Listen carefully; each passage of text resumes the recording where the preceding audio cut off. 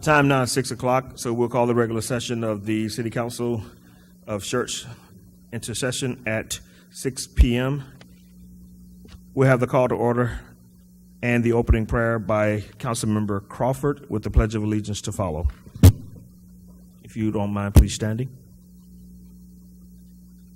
Let us pray. Almighty and gracious Lord, I praise you for the blessings you have been showered on our country. Guide and guard your representatives in government as they care for the needs of all citizens. Give them the wisdom to rule our society with honesty and justice, that we may have peace in our lives and opportunity to witness your love. Protect those who serve in the armed forces and those who maintain the peace and safety of our city. We thank you for your blessings. Amen. I pledge allegiance to the United States of America and to the republic for which it stands, one nation, under God, indivisible, with liberty and justice for all. Honor our Texas flag. Pledge allegiance to thee, Texas, one state, under God, one and indivisible. Thank you.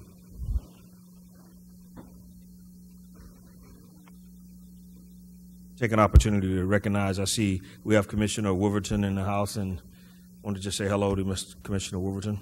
Yes, thank you for being here. And I see also one of our school board trustees, Mr. John Carew, in the house as well. Thank you guys for attending.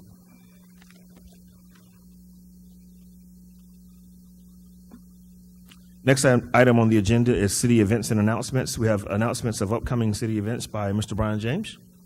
Oh, Mr. Dudley Wait. Thank you, sir. This Friday, August 25th, from 7:30 to 9:30 is the monthly Coffee with the Chamber. It's being held at the Schertz Visitor Center, and you can stop by for a free cup of coffee and visit with the Chamber staff.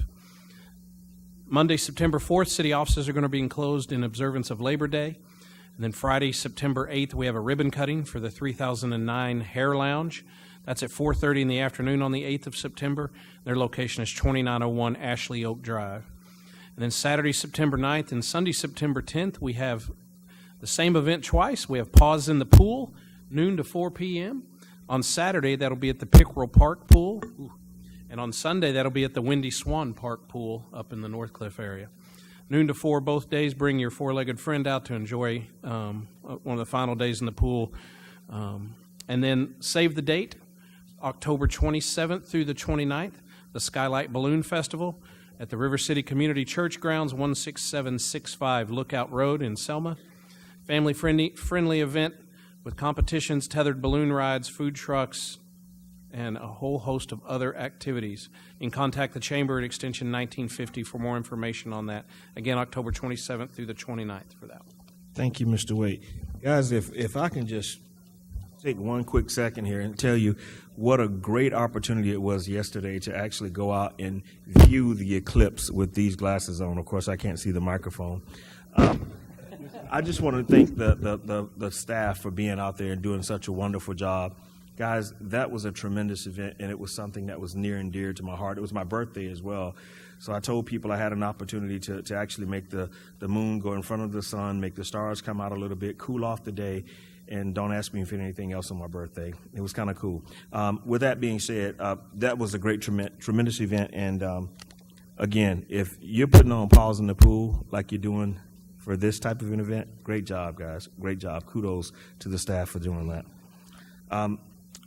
Mr. Kessel, announcements and recognitions. Well, I think that you've said it all, because I was going to bring up the same event and just say thank you to staff. No, I'm pleased that you did that. They did work very hard. The Parks Department and many other departments and volunteers came out, and I did have the chance to run over there and take a look. They had it in the front area, kind of away from the natural area. They were able to shuttle people as necessary with a golf cart type of arrangement. and they had over 200 glasses they were able to provide. They had 4 telescopes that if you didn't have glasses you could use. They had really good Facebook postings that folks were excited about, and it was quite a spectacle. There's a lot of these type of events going on around the area. I think ours may have been the one that was the best. Of course, we're a little bit, prideful about that. I think maybe one of the biggest things that for me was getting people who may never have been out to Crescent Bend to go out there and see how pretty it is. And, they're posting on their Facebooks how great that is. I suspect that we're going to have a lot of fans of Crescent Bend Park that have been created from that event. Thank you, Mr. Kessel. At this time, we'll do the hearing of residents. We have 2 people signed up. We have Mr. Rod Woods. And if you would, when you come up, Mr. Woods, would you please state your name for the record, your physical address as well?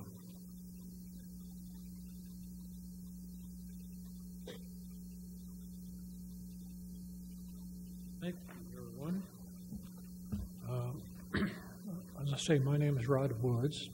I'm with Scenic Hills Corporation, our senior community, and I'd like to address the approval for the no parking on Green Ridge Drive. One of the reasons for this is that I believe you probably have seen a picture of that area that shows a vehicle parked over the drain. We have a problem with water coming down that street anyway, and by compounding the problem by parking over the storm drain, it doesn't let the water get into the storm drain, so we're getting more water, To compound that issue, we have vehicles parking in front of that area all the time. Mr. Woods, if you would just lay them down, and they will actually turn the monitor on the overhead for you.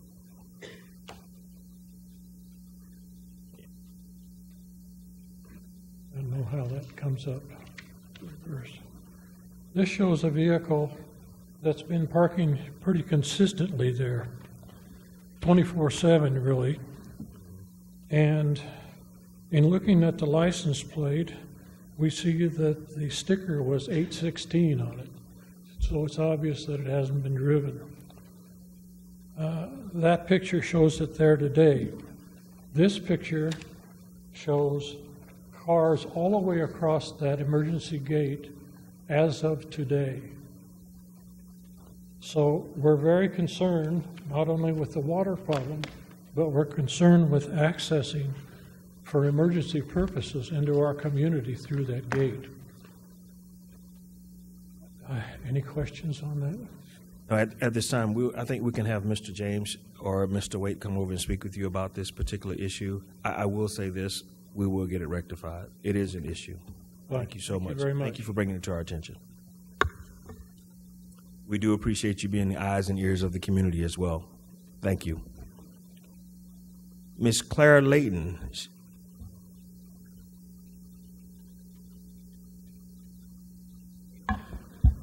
Good evening to all of you.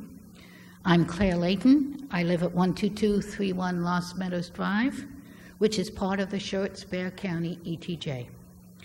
There are a few things I hope you will consider in this evening's third workshop. Last week, the mayor proclaimed that he was a strict constitutionalist, an umbrella term for conservative legal philosophies which emphasize judicial restraints and fidelity to the original meaning of the constitutions and laws. Full disclosure, I'm a Hamiltonian constitutionalist. The Charters of Freedom include the Declaration of Independence, the Constitution, and the Bill of Rights. Usually, it's the Bill of Rights folks that call themselves strict constitutionalists and wish to have interpreted through the mindset of our founding fathers. So let's examine that mindset. In the Declaration, Jefferson wrote, "All men are created equal." Whom did our founding fathers consider all men? As many of them were slave owners, the term did not really mean all men, certainly not the men they owned. The Constitution starts by saying, "We the people." Whom did our founding fathers cover their document as the people? Interestingly, male indentured servants, who are mostly Northern European, were people, but not slaves and not women. Our founding fathers generally held their society's belief that a woman's constitution is way too delicate to endure the stress of politics. Social mores of the time accepted that, since women were never called to discuss politics, there was no reason to give them the vote. Thank goodness that folks who were not strict constitutionalists expanded our founding fathers' definition of people.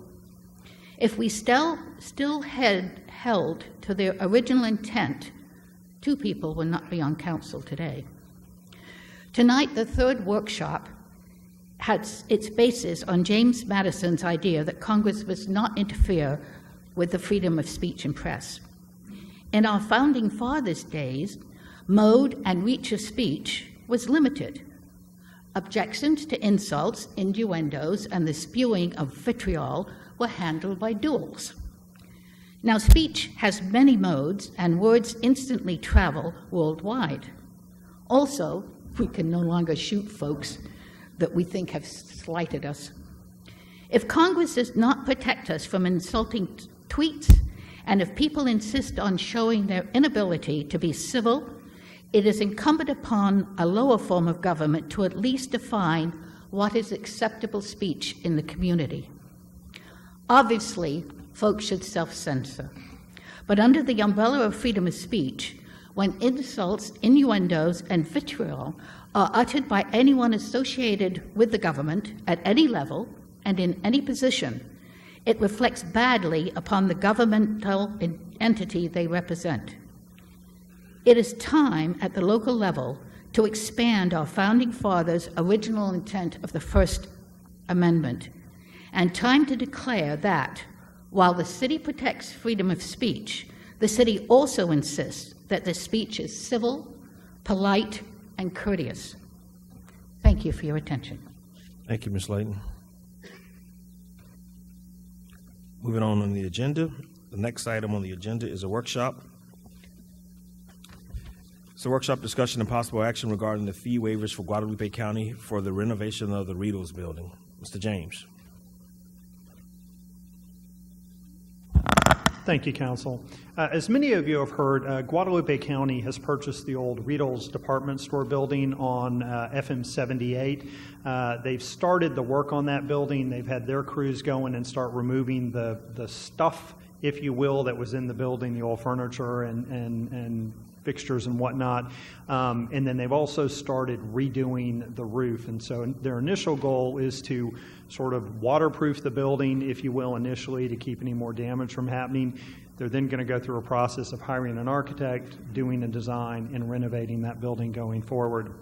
And so as part of their discussions with staff about the permitting process, timelines, things like that, they raised the issue of the county paying permit fees to the city. They had indicated that they don't always pay permit fees to Seguin, that it's a little bit hit or miss at times. Some they seem to be charged, some they're not. And they asked if the city had anything with regard to waiving of fees. We said we don't in the code, but we would bring that forward to council, that request going forward. And so staff mulled it over and wanted to give you a few things from our initial reaction in terms of looking at it with regarding fees that we charge other governmental entities going forward.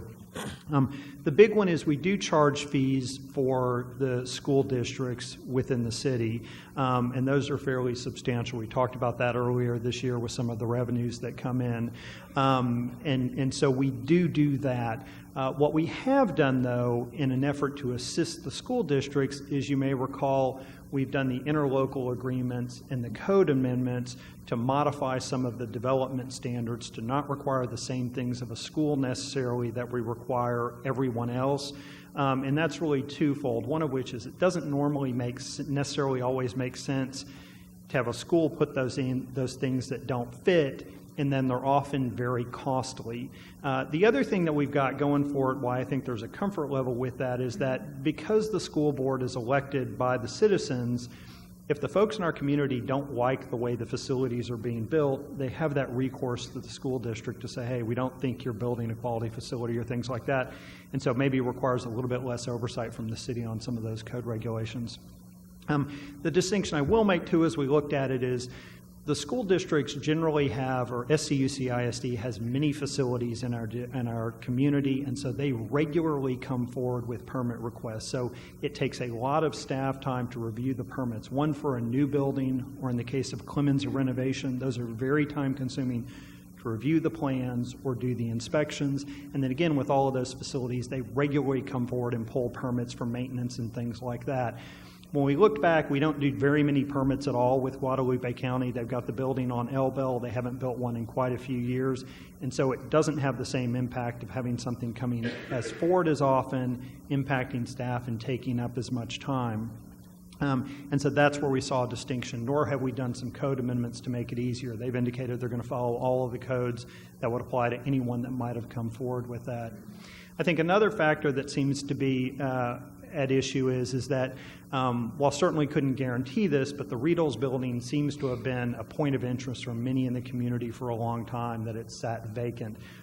It's a little bit like maybe the Garden Ridge building that sat vacant for a while, or the Lax building that there was a concern about. And so to some degree, if it had been a private entity, they may have approached the Economic Development Corporation for some sort of incentive or whatnot. And so I think certainly the county officials were aware of that, and when they needed to expand, there seemed to be multiple benefits to looking toward the Riedel building and dealing with that eyesore. And we've talked a little bit about how 78 affects Main Street and things like that. And so I think there's value to them having stepped up and said, let's take on this building that's got some issues with it associated. And so that's a factor. I think one of the main things, though, from a staff perspective that's different between our relationship and our relationship with the school district or other governmental entities is the county does fund and support the city financially. You may recall that they provide this current fiscal year over $217,000 for the library. So every year they provide over $200,000 to help support the Schertz Library. They also assist quite a bit with road construction projects in terms of staff support and things like that, the Lower Seguin Road Bridge project. When we did an estimate of the permit and inspection fees on this building, it's about $60,000. So from our estimate, it's only about a third of what they provide for us in library support this coming year. And so from a staff perspective, in terms of the project not being very complicated and not taking a lot of staff time to do the plan review and do the inspections, though it will take some, the fact that it's tackling an issue that we've got on Main Street that's been an issue, and the fact that, frankly, it's a bit of a drop in the bucket relative to what the county gives us to support other things going forward. Staff is comfortable with a fee waiver. We don't think it poses too much of a burden on us, and in light of the benefit financially, dollar for dollar, we receive from the county, we thought it was useful to have this facility locate within the city of Schertz. It's convenient to our residents and deals with that going forward. But we wanted to walk council through that, and then we can work with the city attorney through any kind of ILA or whatnot to specify for this building in particular. Again, I thought staff's perspective, we deal with this facility, see how things go, because obviously if they started building things in the future may be different, or we may say this is a step in the right direction. So wanted to bring this forward before bringing an item for you to act on to make sure we hadn't missed something in terms of concerns or things like that. But again, the request would be is an interlocal or some other mechanism to waive the city fees for the Riedels building, which we estimated about $60,000, given it's about a $4 to $5 million renovation project. I will also say, to the county's credit, they've been very good about doing their due diligence. This is one that they've been very proactive on, so that tends to make it easier for staff as well. This is on the agenda for discussion and possible action. So, council? Mr. Thompson. In a spirit of partnership and cooperation, I would move that we make a motion to waive the fees for Guadalupe County for the renovation of the Riedels building, contingent upon the completion of a local inter-agreement contract. Second. We have a motion and a second. Any more discussion? Call for the vote. Aye. Aye. Aye. Aye. Aye. Aye. Aye. Thank you, Mr. James. Yes, sir, please. And I recognize that we have Commissioner Judy Cope in the audience as well. Thank you for attending. Jim Wolverton, 3416 State Drive, Schertz, Texas. I want to say thank you very much for even considering this. It was fantastic. We've had a great relationship with the city over the years, and it's just one further, feather in our cap, knowing that both of us can work together. And it was a very productive meeting with Mr. James over the way there, and we will be having further meetings discussing maybe joint use of that building, because we all are busting at the seams, and we do, once again, thank you so much for taking this under your consideration. Thank you, Commissioner Wolverton. Commissioner Cope. Precinct 4. It's mine. He can't have it. Hopefully, this will help bring better service. Also, we are looking forward to updating it and making it so that it is very nice when you drive through Schertz. It's one of the first things that you see, that it's a nice, clean building. And also, y'all are growing, we're growing, so we're looking forward to having enough services. Election time, I know, has been pressed here, so we're looking forward to providing that and always working with you. And it's been a joy, and I appreciate it, and thank y'all so very much for considering this. Thank you guys both for being here. Yeah. This does handle a couple of our issues, guys. Ritos has not been utilized for quite some time, so it does put someone in that location. You know, it's kind of like the pool. You don't want stagnant water. We want someone inside that building and letting them produce and do things for the community as well. So again, thank you guys for considering it as well. Thank you again. Next item on the agenda, we have discussion and possible action regarding the fee schedule goals and the spirit that schedule and what we're trying to accomplish with it. All right. Mr. Walters. Good evening. This item was requested by Mayor Carpenter after the last review of our fees. So we wanted to walk through council some of the differences that we see in our fees and see just how we see it and what we've done over the past few years. And some areas we're probably real good at matching up fees, and other areas we probably go for more of a oh my goodness, it is not showing up right. Can you all see this on your screens? Okay, it's just that one's a little off. Okay. So during the fee consideration, the last time council met, it was asked when certain fees were updated and the various basis for why the fees were set in the first place. Council expressed desire to conduct a comprehensive fee review for the 2018-19 fee schedule. So staff is going to do a general overview of how our fees are put together right now, and then we'll go into a more in-depth review of each category of fees with various departments, maybe doing one department a night sort of thing in a few months once we've conducted a full comprehensive review. And then for each area, staff will provide fee amount history, the complete history, the historic revenues associated with the fees, a comparison of fees charged by benchmark cities, and a summary of costs providing the exact service, and then an overview of the best practices trends that we've found when available. So that's what's coming. And in advance of those discussions, maybe in 2 months, we'll be preparing that information for council. So why cities charge fees? There are multiple reasons for actually charging fees. One is to bring in revenue to partially offset cost or maybe fully offset cost of a service, to manage use of a limited resource, to emphasize a need for a compliance issue, or as a penalty or deterrent on a specific area of the city. What this really tries to do is it tries to put more of the cost of providing a service on the actual user than rather as a general citizen base. So certain fees like fire protection or police, we assign straight to taxes, and that's a service we provide everybody equally, and that's charged based on the taxes. Fees can be set to either fully cover a cost of a very specific service or partially offset that cost.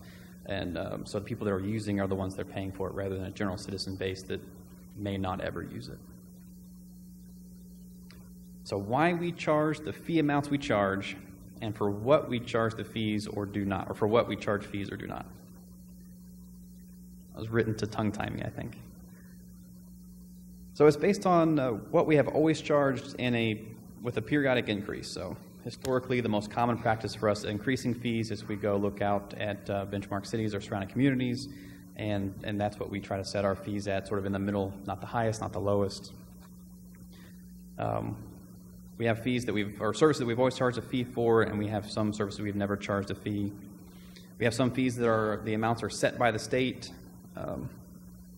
and sometimes it's more trouble to charge a fee than not to charge a fee, like the garage sale permits. We're finding that one may be more difficult to actually charge and enforce a fee rather than is to just enforce the various codes and ordinances surrounding them when we see it.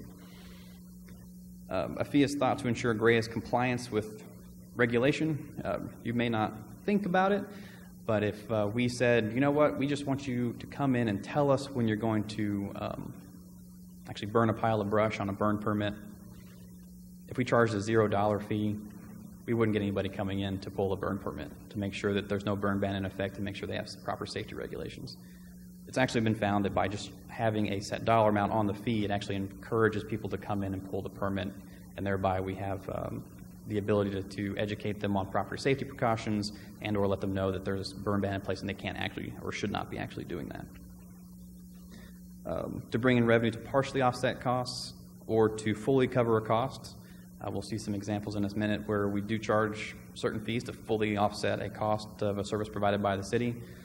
It's a very targeted fee. We have some that we charge a fee to partially offset the costs, but maybe it's more of a common fee that needs to be available for all citizens, so maybe it's a lesser cost fee.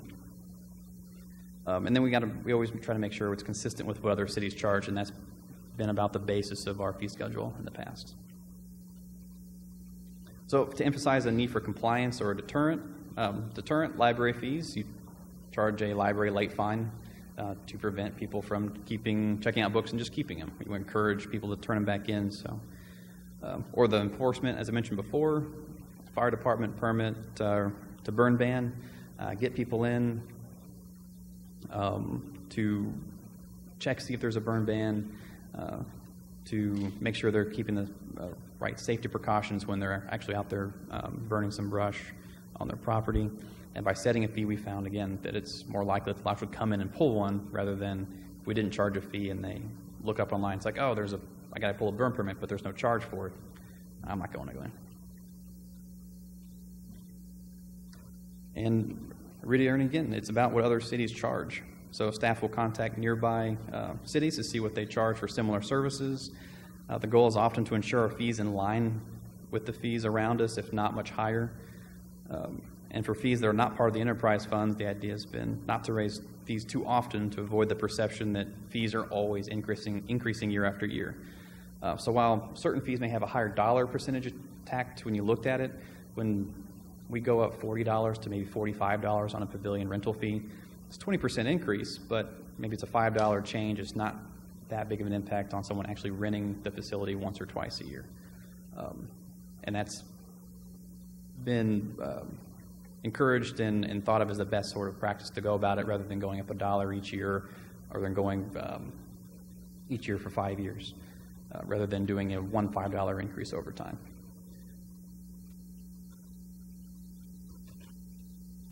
So to cover costs or not to cover costs, that's a question we also ask when we set a fee. Should this be set to fully cover a cost, or should it be set to just partially offset, and just to make sure it's available for citizens that would need to use it in the future potentially?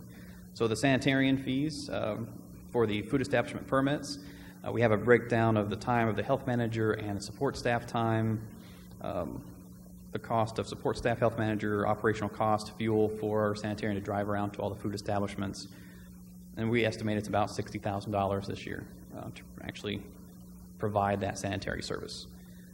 And from the fees we raise from it, we're expecting for 16-17 to raise $63,000. So It's more or less in line with covering the cost of the service. Is a higher fee counterproductive? So it depends on the purpose of the fee. It's kind of, we go back, we got to look at the purpose of each fee and what it's meant to do. And animal service, their purpose is to promote humane treatment of animals and promote responsible pet ownership through a community outreach and animal placement programs. So do we really want to charge a high fee for surrendering a pet, which if we charge too high a fee, then it's more likely that somebody that will just let their dog out on the side of the road and drive away, and that's not what we're proposing. That's not what we want as a community. We want them to surrender the pet to the facility, maybe pay a little bit so we can keep up with the feeding and boarding of the animal while we look for a better home. Boarding fees, again, you want to keep them high enough to maybe offset some of the costs, but you want to keep them low enough so if people leave out of town, they don't just leave their pet either locked indoors or outside in heat, maybe little or no water or food.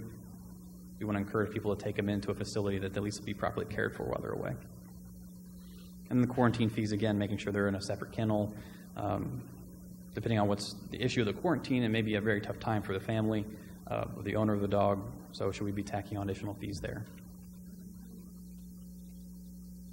Again, some of the other things to think about is the past rates generally have not been set to maximize revenue or profit. Again, we kind of go with an average. That has not necessarily been the goal of the fees in the past, to maximize that revenue profit. We've not looked at the best way to do so. So if we raise one fee for one group of citizens, will that actually bring in more revenue for the city? Or will keeping it the same for all customers, depending on resident or non-resident, will that actually bring in more revenue for the city? Resident versus non-resident rate. Is it the goal to charge residents less or to charge non-residents more? That's a question which maybe seem obvious, but actually has more implications when you stop and think about it. And then a Schertz business, but maybe they're not a resident. Schertz businesses still pay property taxes. They just don't get to vote, but they're still paying the same amount of tax revenue that all the other citizens pay. So how should they be treated on certain fees? And then non-resident fees reduce actually resident costs. So is a greater non-resident fee or use good or bad? Is it good that we have more outside people using our facilities, or is it bad? Maybe in the parks it's meant to be a facility used by our residents, so we want to encourage resident use as much as possible, and we actually have seen a lot of people coming in, a lot of Schertz residents using our park pavilions and renting those. On the flip side, for community centers, that may not be a facility that you need to rent or a Schertz citizen needs to rent as often as going out to the park. So what's the best way to actually reduce citizen costing? Is if we make any decision on a fee that actually reduces the overall revenue coming in from outside the city, that lost revenue will have to be made up somewhere, and that's going to fall back on the citizens, either through increasing the citizen fee or through the base taxes, if we can't make all the money back from outside non-resident entities. So then the question is, what is the larger goal when we're considering each of these fees? So that's what we put together, just to kind of give you an overview of the thought process we've been going through. When we first submitted the fee schedule and we first presented to you a couple weeks back, we started thinking about all these different things, and this is the thought process we'll actually take forward when we're reviewing each fee category, figuring out which each fee category and each fee fits, and then presenting that to council. In a couple months, we'll start those presentations.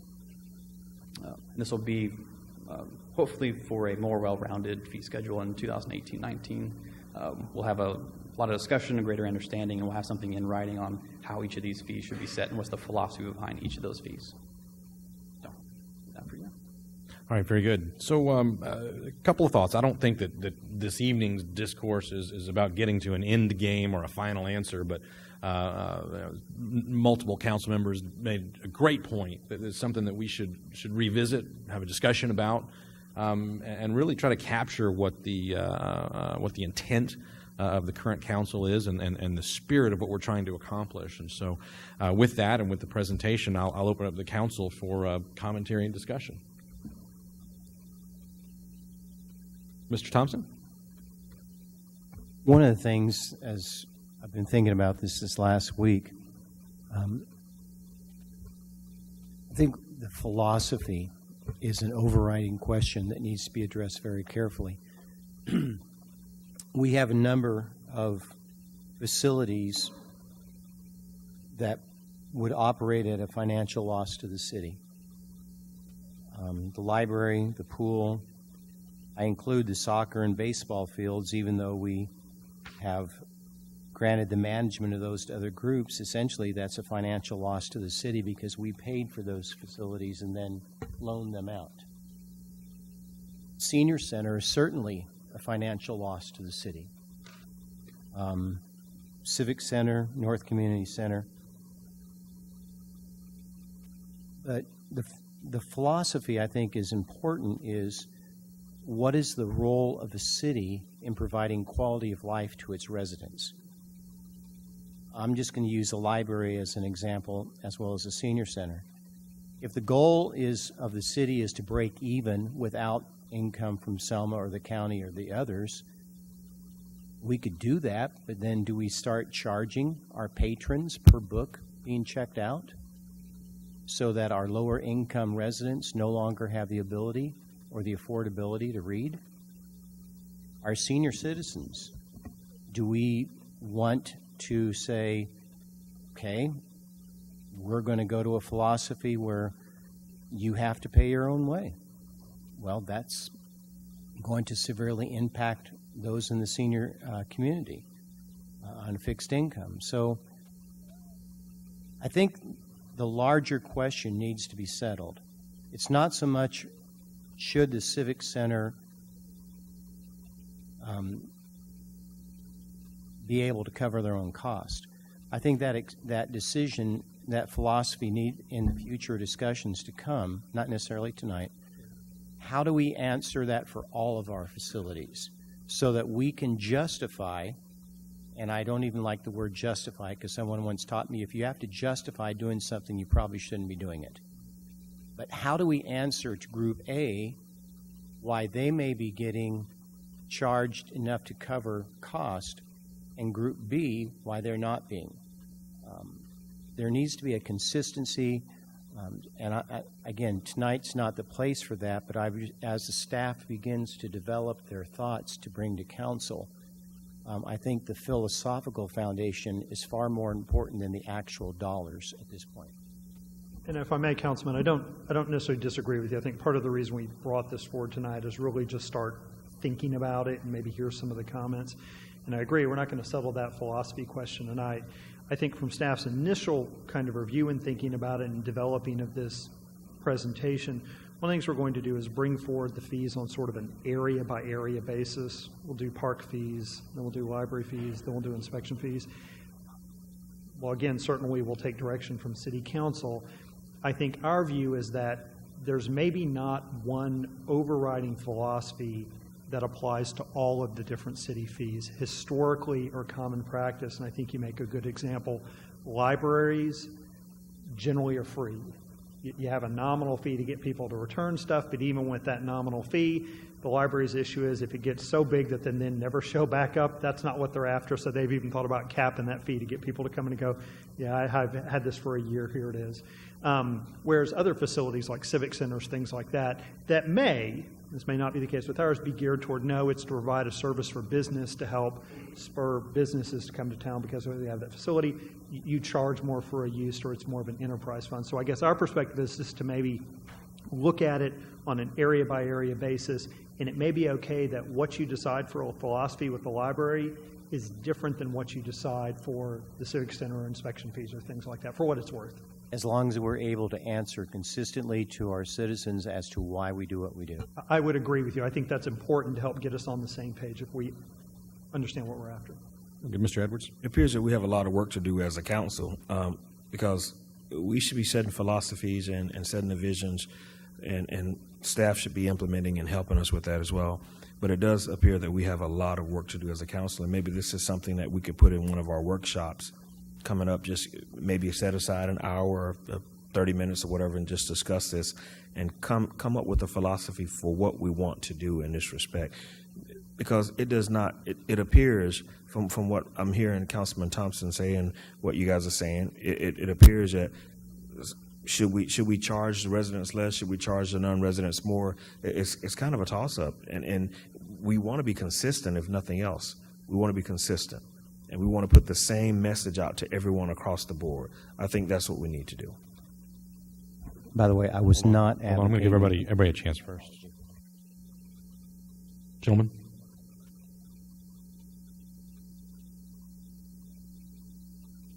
Looks like the floor is yours, Mr. Thompson. Thank you. I was not advocating that we raise fees for seniors or for library, for pool. I was just using those as points of example.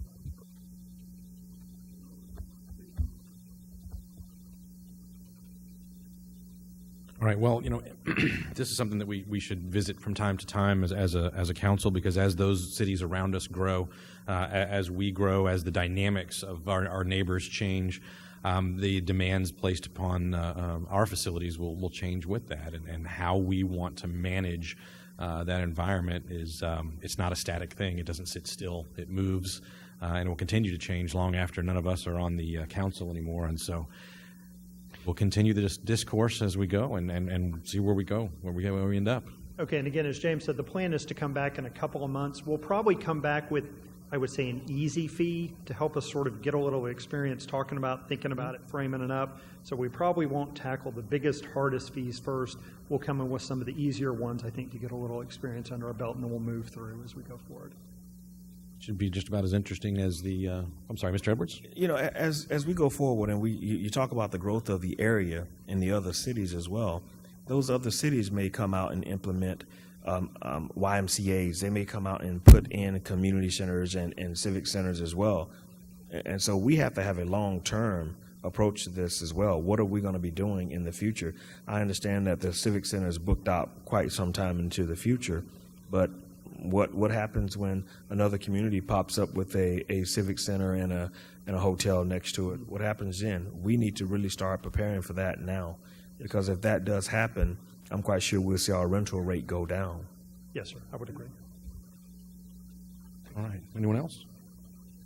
Very good. Thank you. Look forward to what you bring to us in the next couple of months. All right, next item on the agenda, pardon me, is discussion and possible action regarding public speech, including the use of social media by appointed members of city boards, committees, commissions, and members of other corporations or boards where the city council or mayor may have appointment authority. I put this on the agenda for this week just to make sure that there weren't any other comments, questions, or concerns as we move forward, and that our position that we're going to take as a council is clear, so that both staff and our city attorney have just again a clear understanding of what we're asking them or to do or not to do. So, any comments on this one,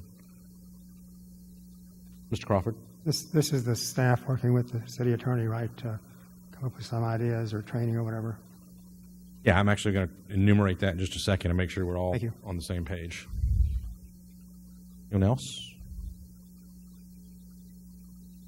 I'll tell you what. I'm going to make a motion then that we direct staff in our city attorney's office, if they don't already have it completed, to develop training and or disclosure regarding the provisions of the Texas Open Meetings Act for appointees to the various boards, committees, commissions, and corporations, to provide some training and or guidance regarding potential legal issues that might arise from certain disclosures that could directly and or adversely affect the members personally, or directly or adversely affect the city, and that the city council take no other action other than that with regard to the free exercise of free speech by its residents, whether they serve on a board, committee, commission, or corporation or other appointed position, or simply individual citizens.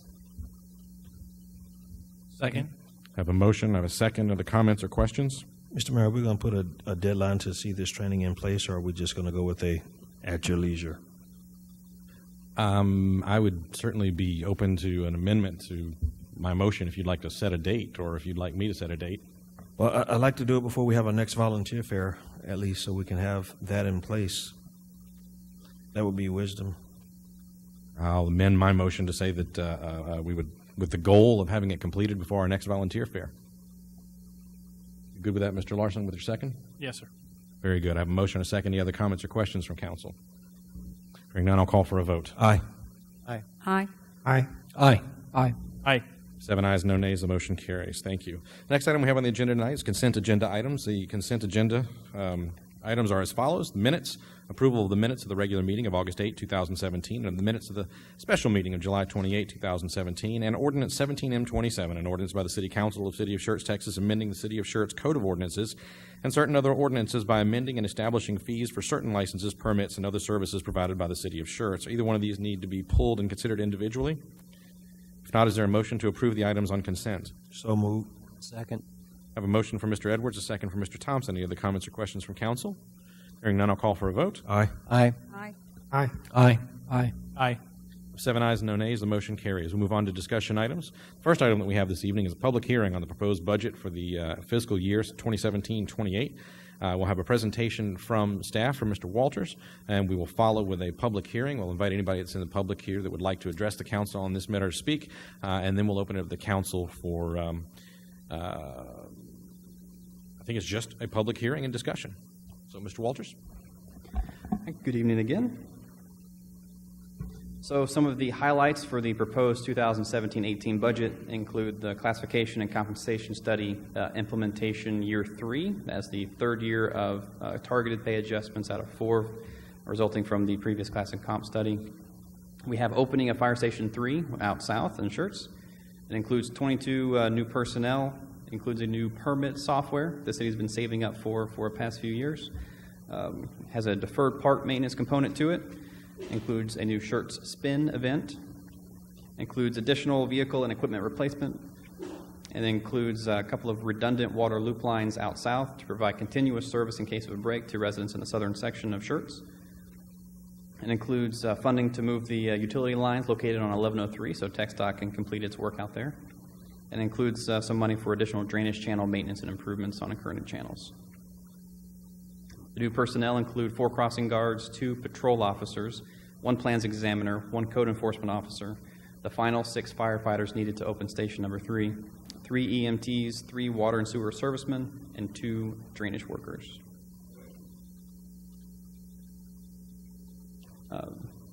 The proposed items in this budget are trying to address the citizen survey results we received from last November's first ever citizen satisfaction survey. The 4 targeted areas that should receive the most emphasis over the next few years was police, parks and trails, stormwater runoff, and enforcement of city codes and ordinances.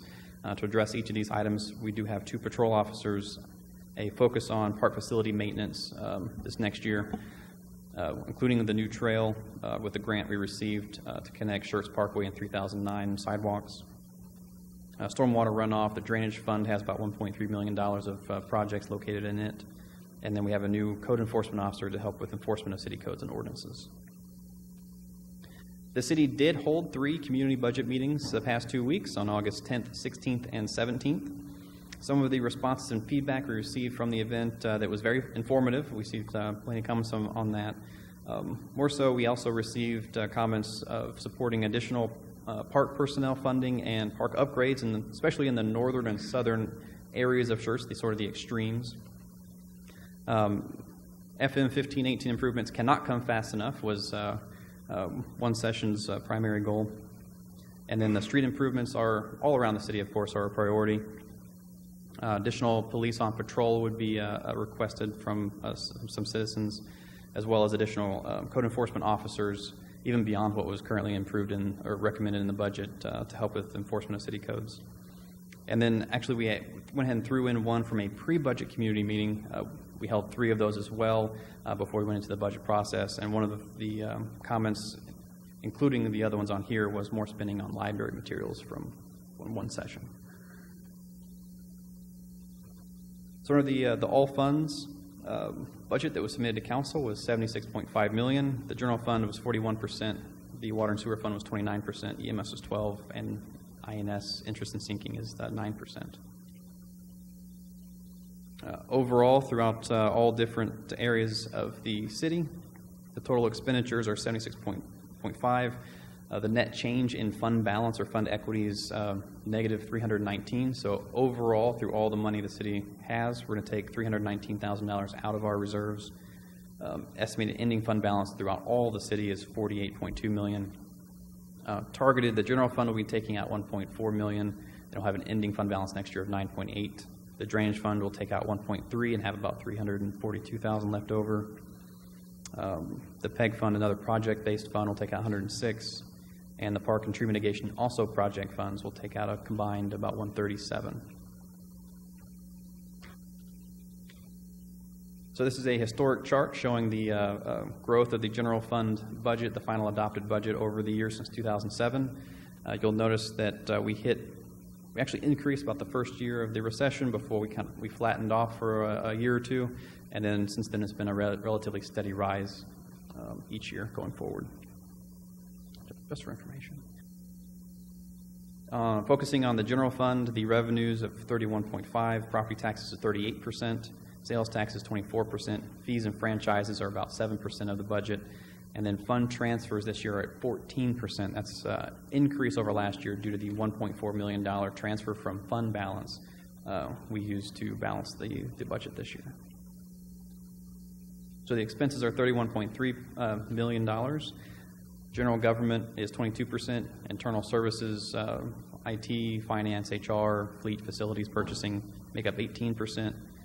Police is 24%. Fire is 15%. And the other departments make up the final 25%, final quarter.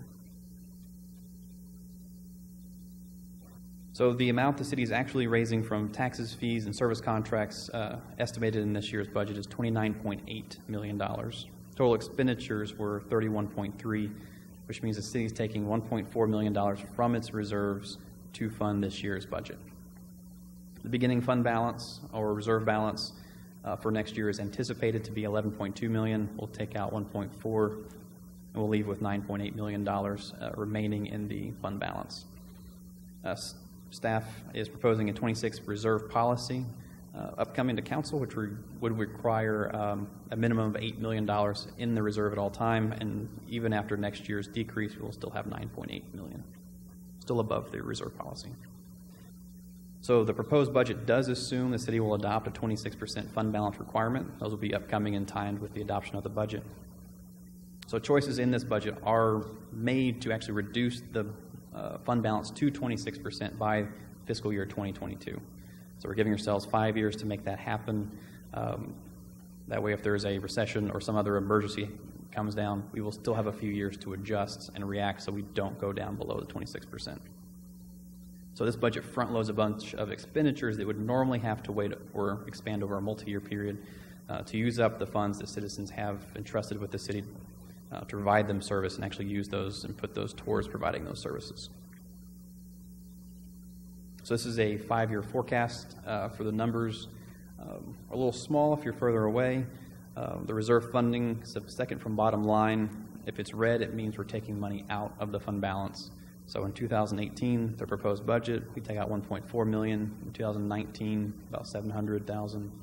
In 2022, about $584,000. And then 21 and 22, we start putting money back into the fund balance as it levels off. So 2018 will have about a 31.8% fund balance, then a 29.9 or 28.9, 26.2, and then it levels off to a 26% by 2022. So touching on the water and sewer fund, we noticed the contribution to SSLGC will increase about $520,000. That's related to the water line project and the new well fields and treatment center. The first one coming online is a parallel pipeline, estimated about $33 million. They've already issued the debt, and the debt's coming due, and the city pays its portion of that debt service. The waste contractor fees are increasing 3% as the fee schedule proposes, plus the new population is estimated about $432,000. Sewer treatment costs to the city, and these are city costs that the city incurs, will increase about 7% with the sewer treatment rates, and a new population estimated about $325,000. Capital replacement for the water and sewer fund include a sewer cleaning truck, a couple of service trucks, and a truck with a bed crane to help out our staff, all of which are replacements. The debt service fund, the water and sewer is also anticipated to come back with a potential debt service this next year, and include the funding for the 2 water loop lines for continuous service, tank painting of the Nacogdoches and Live Oak Towers, and then the 1103 utility relocations. There's also funding in there for the 3-man crew, as I mentioned before, including a vehicle, about $174,000. then contract hydrant testing for about $45,000 to make sure we touch all, 1,600 fire hydrants we have in the city. On the EMS fund, they propose hiring 3 EMTs at $90,000, changing a billing clerk to a billing specialist to keep up with our billing operations in the EMS fund would be about $11,000. And then the merit and class and comp adjustments equal about $200,000 there.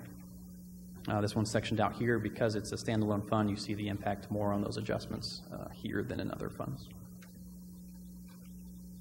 Under the drainage fund, includes 2 drainage workers for $85,000, includes a bunch of drainage channel maintenance and improvements on current existing channels, including some concrete work, about $400,000, where they put in concrete along the sides of the ditches. Also includes desilting projects to scrape out the excess dirt that's built up in the bottom of each of the ditches that reduce the amount of water it can actually hold and transport safely out of the city. And includes an underground drainage channel at Hidden Grove for about $136,000. Also tonight, you'll see an item on the agenda for construction or demolition and then reconstruction of the Lower Seguin Road Bridge, the Cibolo Creek Bridge, $484,000. That's the high number. Whatever we end up spending will be less than that, and then Cibolo will reimburse us 50% of the entire project cost, the final project cost. So all of that is currently in the budget. And that was the budget portion of the presentation. So, very good. Thank you, Mr. Walters. So, again, this is not for action by council tonight, but it is set for a public hearing. So, at this time, anyone that would like to address the council with regard to the proposed budget will have an opportunity to do so. I would ask that if you do address the council, that you give your name and your address for the record, so the city secretary can capture that. And we ask that you keep your commentary to about 3 minutes. But again, I have some leeway at the chair. If you need a little bit more time, we certainly can grant that. So at this time, we'll go ahead and open the public hearing, and anyone that would like to address the council with regard to the budget, certainly come forward and do so.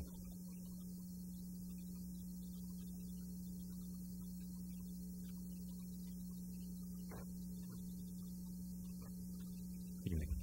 Richard Jevitt, 2550 Chasefield Drive, Schertz. One of the things that I've noticed in the budget, and I've also noticed on some of the weekly council issues, is contracts. And if we are having contracts come towards, in this particular case, almost towards the end of the budget season, is that taken into consideration in the budget, saying that there's a good possibility we'll have $250,000 or whatever the amount is for next year's budget? And the second part of that is, if we are doing contractual work, how does that affect the various departments? Does that mean that we do not have to hire additional people in that area because we do have a contract or something else? And one of the ones that's, I guess, very easy to take a look at is probably the Parks Commission, where you're doing a contract for mowing, and I can understand that. But, well, Mr. Kessel might want to do that. But anyway, the idea is, what happens? Do we take a look at that, and is every single department capable of getting that particular contract for something in their area rather than hire somebody? Thank you. Thank you, sir.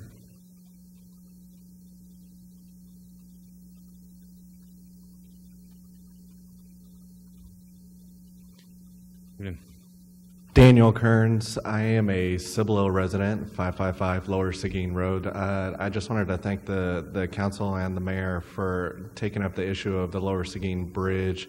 And I just really had a question. Is Guadalupe County or Bexar County assisting with this project? Okay. When we close the public hearing, we'll give the staff opportunity to answer as many questions as were posed. Anyone else?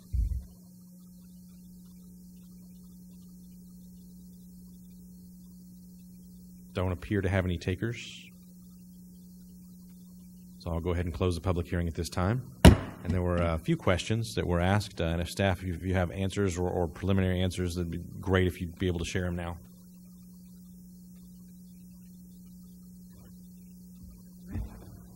Go ahead and address the contract question first.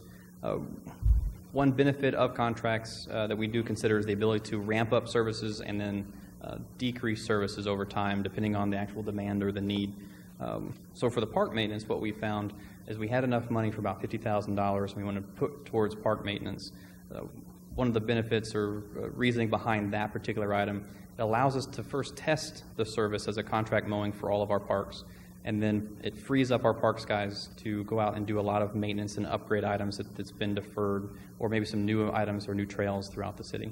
So we spend one whole year doing that rather than a normal maybe 50% of the time. They spend 50% mowing, 50% upkeep. It gives them 50%, an extra 50% to actually make those changes and upgrades. And that contract is actually only for 1 year, so it's more of a trial period for both testing to see how the mowing is, as well as a sort of a one-time current proposed to knock out a bunch of projects. Depending on how it goes, if it goes well, it will be looked more as a cost basis, whether it's more cost efficient to do it in-house, all the mowing in-house, or maybe if we find some additional funding and we want to continue doing the maintenance upgrades, we can continue to contract it out. So we do look at the benefits and pros and cons of each for the contracts. And for the second one, both counties are slated to participate in the replacement of that bridge. Guadalupe County's participation will be services in kind. They're going to participate in the demolition of the current bridge and disposing of all the spoils of that demolition. And we believe that's a $40,000 to $50,000 value. And then Bexar County is slated to participate as well, and we're finalizing that with their budget as well as an interlocal agreement with them. We're hoping that'll be in the neighborhood of $25,000 to $35,000. Very good. Thank you. Mr. Walters, any other answers that you guys have for the questions that were posed? I think that covers it. I think so. If there's any additional questions, feel free to email the staff. My email is jwalters@schertz.com, so JWALTERS, and I'd be happy to answer any of the further questions that may come up. Very good. Then at this time, I'll open it up to council. Council, questions for Mr. Walters? Mr. Larson? Not so much a question as a comment. I think good job on the budget to you and the staff. And one of the things I see, and it's kind of a no-brainer, but it shouldn't just be assumed. I know that as we were building up our reserve fund and fighting hard to catch up in that regard, there was a lot of deferred maintenance that took place. And just when I see the large expenditure for the desilting of our drainage and kind of the comments that I've heard about how significant that's gotten, and we have good city management, so I trust this, but I know a lot of times every time there's a disaster in a city, the story comes out, oh my goodness, they haven't desilted their drainage for 5 years, and it was under capacity by so many percent. And so as we spend down our reserves to meet our increased reserve policy goal, I hope to see that deferred maintenance is not deferred any longer, if that makes sense, in future budgets, so that I think it's good. It's good foresight for the city, but I would hate to be in a position where something bad like a flooding happens, and the story is, well, this should have been desilted 3-4 years ago, and it's not. And I know that's the position we were in now, and this is just one example. But as we spin down to our new increased reserve policy limit, I'd like to see in new budgets maybe a significantly less deferred maintenance. Yes, sir. Anyone else? Make a quick comment on this. The use of contract labor as opposed to hiring everything in-house, as you pointed out, Mr. Walters, is a great way for us to respond to variances in demand. Obviously, in times of fast economic growth, the need that we have to respond to people coming in and seeking permits and just doing inspections is quite different from when we're in a recession type period. And if we have contract labor that's able to respond to that, then we don't get ourselves in a position of building up staff levels that frankly are not sustainable in recession times. And it's similar to some of the things that we've done over the last many years, in part from wisdom that we got from Mr. Willenchick and part of what we've gotten from leveraging Mr. Edwards' work in the financial industry, and the difference between spending cash and bonding. It's similar to if we've got the cash to pay for something, but we're earning 1.75% on that money, and we can borrow money at 1.25%, and we're in an effective arbitrage position of of about 50 basis points, it's good financial management and balance for the city. Same kind of idea with leveraging just-in-time type services,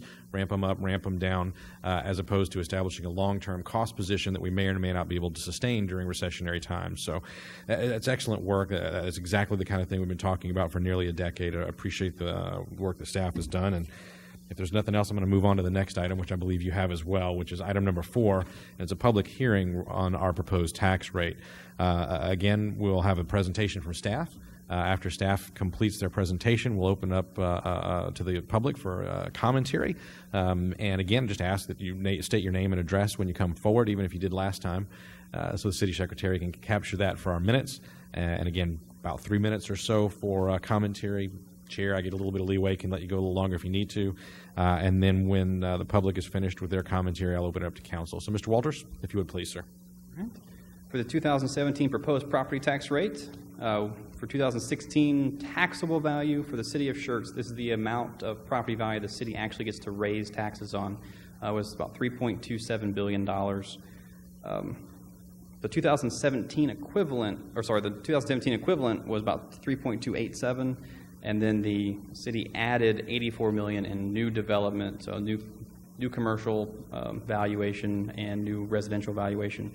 So the 2017 adjusted taxable value, or the amount that the city actually gets to raise taxes on, was $3.37 billion. Overall, it's about a $101 million increase. So a quick chart showing the breakdown of your property tax bill depending on which county you live in. Greenish teal color on the bottom is the city tax rate, so as the percentage of your tax rate or tax bill that actually goes to the city. The yellow is the school district, red is county, there's a county road in black, and then if you live in Bexar County, you get a couple of additional taxing jurisdictions in San Antonio River Authority and the University Health System. So we get the property tax valuation, the taxable valuation by July 25th. The state has us calculate a couple of different rates. The first one's the effective rate. It's the rate at which, on average, keeps the tax bills the same as the year prior. Basically, it raises the same amount of tax revenue that the city raised last year between the two properties. If we didn't have any new development, so 0 new houses, 0 new businesses, the effective rate would raise the exact same amount of revenue for the city that it did last year. It also has us calculate a rollback rate, which is the highest rate that council can adopt under its sole authority. It could adopt a rate higher than the rollback. If they do so, citizens could petition, hold an election, and if they pass, it rolls the rate back down to that rollback rate. And on the next slide, I'll show you the current rate and the current proposed maximum rate that council set on August 8th. So the effective rate for the city for 2017 was $49.10. The rollback was $50.83. The current for 2016-17 is $49.11, and council set the proposed maximum at $49.10. Now, council can no longer raise or adopt a rate higher than the $49.10 without reissuing all the notices and holding additional public hearings going forward. The last day to do so would be about August 29th, without holding additional special public hearing or special council sessions. 1 penny is equal to about $336,000 of revenue, or about $21.18 annually on the average home. And the revenue difference between the effective and the current was only about $3,300. Staff has proposed a budget that is balanced at the $49.10 rate. So the city's tax rate is actually broken down into 2 separate tax rates. The first one is M&O, or maintenance and operations, and it's for the funding of day-to-day operations of the city. That rate is proposed to go from $31.68 to $32.48. The INS, or interest and sinking rate, raises all the money the city needs to pay its debt. So all the money raised from that rate goes to pay down the city's debt. That rate is going from $17.43 to $16.62. Overall, it's a decrease from $49.11 to $49.10 on the city's tax rate. So at the $49.10, the average resident could expect about a $35 increase annually on their tax bill. We saw this change from the commercial personal property was lower this year than it had been in years past. So tax rates, the effective tax rate, it works sort of like a seesaw or a lever sort of situation. So it just so happened that the commercial property values lowered by roughly the same amount as the residential properties increased, which is why the effective rate was so close to the current rate. This happens every so often. Particular commercial property that we saw actually decrease this year was commercial personal property. So it's not the buildings or the land that the businesses are actually located on. This was all the inventory and equipment inside the building that the city actually gets to tax as well. So just like all the equipment inside, you can compare it to driving off the lot in a brand new car. You drive off the lot, $20,000 new car, 5-10 years later, that same car is worth 10 if you're lucky.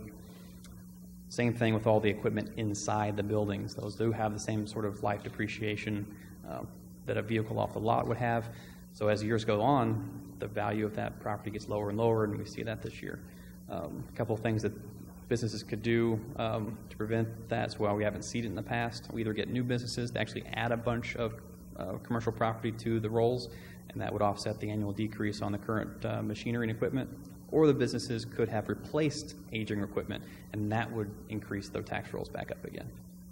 So that was the reasoning that we found to be the cause of these slightly lower commercial properties this year. So historically, the M&O taxes from 2006 to 2017, back before the recession, the city actually had an M&O value of $33.45. The current proposed is $32.48. So it's still lower than where we were back in 2006 for M&O taxes. 2007, the M&O rate decreased for a couple of reasons, one being the recession, the other being the city issued a lot of debt that year and opted to actually lower the rate to balance out the increase on the tax rate from the INS increase. And I'll show you on the next slide. Since then, the M&O rate, we've been increasing pretty steadily over the past 10 years, but we're still not quite back to the 2006 level. This is the chart of the INS tax rate over the same time period. You see in 2006 it was about 9 cents. After the 2006 bond proposition, we started issuing all the debt. We had to increase our INS rate to 15 cents. That was about almost a 6 cent increase that year. Staff and council tried to hold the rate flat at 15 cents, and they did so by taking money out of the INS savings account, if you will, their fund balance, and using that to buy down the rate, so keep it there. So all these years, we're actually using up our fund balance in order to keep the rate only at 15 cents. Two things happened in 2011, or 10 and 11. One was the 2010 bond proposition. We had new projects to issue and construct, new debt that came out, and additional debt payments we had to make. And the second one was they actually ran out of money in the INS fund balance. Those two factors combined caused another 5 cent increase over a 2-year period. Since then, we've managed to bring that back down and try to steady it off, and that was where the 5-year or the long-term debt model came into play. The whole goal of that model is to anticipate how much and when we can issue debt to try to prevent those 5 or 6 cent increases in the INS tax rate whenever we issue in the future. Point of note, in 2015, we held another bond election, and we have issued about 75% of that debt, and we've actually decreased the rate slightly instead, along with the other CEO issuances we've been doing. So the overall historic tax rate for the total, from 2006, it was 43.17 to 2017 is 49.10. That is an overall increase during that time period, but you can see by the coloration, the majority of the increase has actually been in the INS rate, which is very common for growing cities, to have additional capital needs and street needs and additional quality of life construction projects related to it. So with that, tonight is the first public hearing. We have scheduled a second one for next week on the 29th. This is the master calendar for the budget. We're at the end of it. We've held 3 community budget presentations in the past. This is the first public hearing. Next week we'll have the budget and tax rates up for the first vote after a public hearing. And then on September 5th, we're currently scheduled to have the second vote and adoption for the budget and tax rate. And all these changes would go into effect after October 1. So with that, and if council has any questions about the budget or tax rate, Also, feel free to email staff, either Mr. Kessel or one of the executive directors or myself directly if you have any questions over the budget or the tax rate, or if anything, if you want to see the information presented in a different fashion, we're more than happy to do so. Very good, sir. Thank you. We also have this item set for a public hearing. So just as I had said before, we'll open up to the public, ask you to state your name and address for the record, and keep commentary to around 3 minutes. So this time I'm going to open up the public hearing. Anybody who would like to address the council on the proposed tax rate may do so at this time.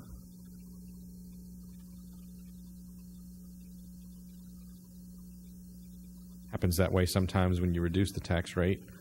Doesn't look like I have any takers. So at this time I will close the public hearing and open it up to the council for questions. Council? None. I'd like to do two things, though. If we could just go to slide number 23. Quick comment on that slide. Slide number 23. So, you know, one of the things that we struggle with over time is finding ways to continue to see our INS position and therefore rate go down, hold our M&O rate relatively constant for day-to-day operations in the shadow of constant growth, and maintaining services and infrastructure maintenance.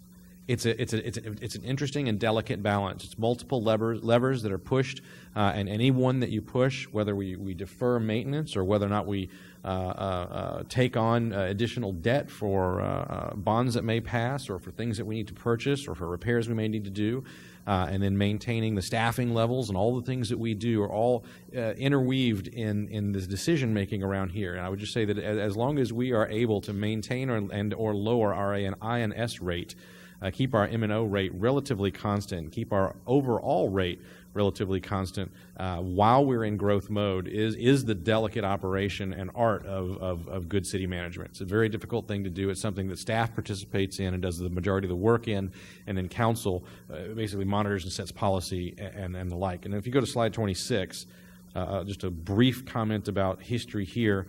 We did maintain an INS rate of roughly 15 cents. In 2010, when we put out the literature about the bond, we said that it was probably going to raise the INS taxes about a nickel over time to issue that debt. And in fact, if you look from 2011 to 2013, we did exactly that, but then have been able over time, with the betterment of our bond rating, to refund bonds, save money on interest, and continue to lower our INS rate while maintaining all of that debt that we've taken on and the additional debt that we've taken on. So kudos to the city councils past and current for being able to maintain that trajectory. So again, I just a couple of historical comments. Any other comments, questions from council? If not, then I will move on to item number 5. And item number 5, thank you, Mr. Walters. And item number 5 is Resolution 17R65, a resolution by the City Council of the City of Schertz, Texas, authorizing an agreement with the developer of the Hallie's Cove subdivision project for sewer pump and haul. Thank you, Mayor and Council. James? As the caption indicates, this item is a resolution to the city entering with the developer of the Hallie's Cove project, which is on FM 1518. As you know, or if you don't know, that property will feed into the Southern Schertz treatment plant. The developer is moving forward on the project, so rather than have them build a lift station, pump it a different direction, do a batch plant, the idea is they would do pump and haul, and pump and haul would occur until that sewer and trunk line come on. We've actually done a pump and haul in agreement with this developer in another location, reserve at Schertz. They have used San Antonio River Authority to actually do the hauling of the waste facility, and we'll do that going forward here. So again, I'd be happy to answer any questions. The benefit of this is it gets us customers from day one and doesn't hold up development. Very good. Questions for Mr. James, Council? Mr. Larson? I'm so sorry. Can you give me like a 30-second rebriefing of, I remember we had a discussion about adding a temporary pumping station in Southern Schertz, and Was it to alleviate this, or is this a completely separate? Completely separate issue. It's, again, what we've got currently is a batch treatment plant, which is upstream of this property, and it generally serves the Crossvine and Sedona development. Because that was out of capacity, they needed to add another package treatment plant. Again, what we don't want is this developer to sort of pump up to that to be treated. So they're going to do pump and haul, where essentially they have trucks come in, empty the waste from a containment area or containment container, if you will, and haul it off. So this is separate than that, but again, it's all related to having sewer capacity in the area. And so is this a temporary arrangement? For what time frame are we anticipating? Sure, it's a temporary arrangement. So again, the way the agreement is structured is the developer will cover that cost for approximately a year and a half through 2018. At that point, if those plants aren't online, the city will pick up the pump and haul until the line and the treatment plant are in, and then it'll start going forward. Great, thank you. Yes, sir. Mr. Crawford? You just answered my question, one of them anyway. CCMA processes this? Yes, that would be the case. We'd take it to CCMA and process. The other one you answered, I think it's in the documents about after 18 and $380,000, the city picks it up. City picks it up at that point. So we're assuming a little bit of risk on having the plant built and the lines in place and everything, kind of, sort of. That's right. And I think, again, part of the way we operate is sort of fairness. When developers look and make an investment, there's this window we agree to, and the city needs to do our part. But again, one of the benefits to us is we have customers day one as opposed to having a plant. They wait for that plant and the line to come in, and then it takes them 9 months Ready to get to the go. customer going. Thank you. Mr. Mayor, I'd like to make a motion that we approve Resolution 17R65. Second. I have a motion from Mr. Edwards, a second from Mr. Crawford. Any other comments or questions from council? I just have a question. Mr. Gutierrez? If the project is not completed by 2018, what is the monthly charge for pump and haul? You know, it depends on the number of lots that they actually have come online. So we don't have a full cost. The other is the city could potentially use some of our vac truck to offset the cost. You know, I think it's safe to estimate it may be anywhere $10,000 to $15,000 a month, depending on the number of houses they sell. It's capped at 47.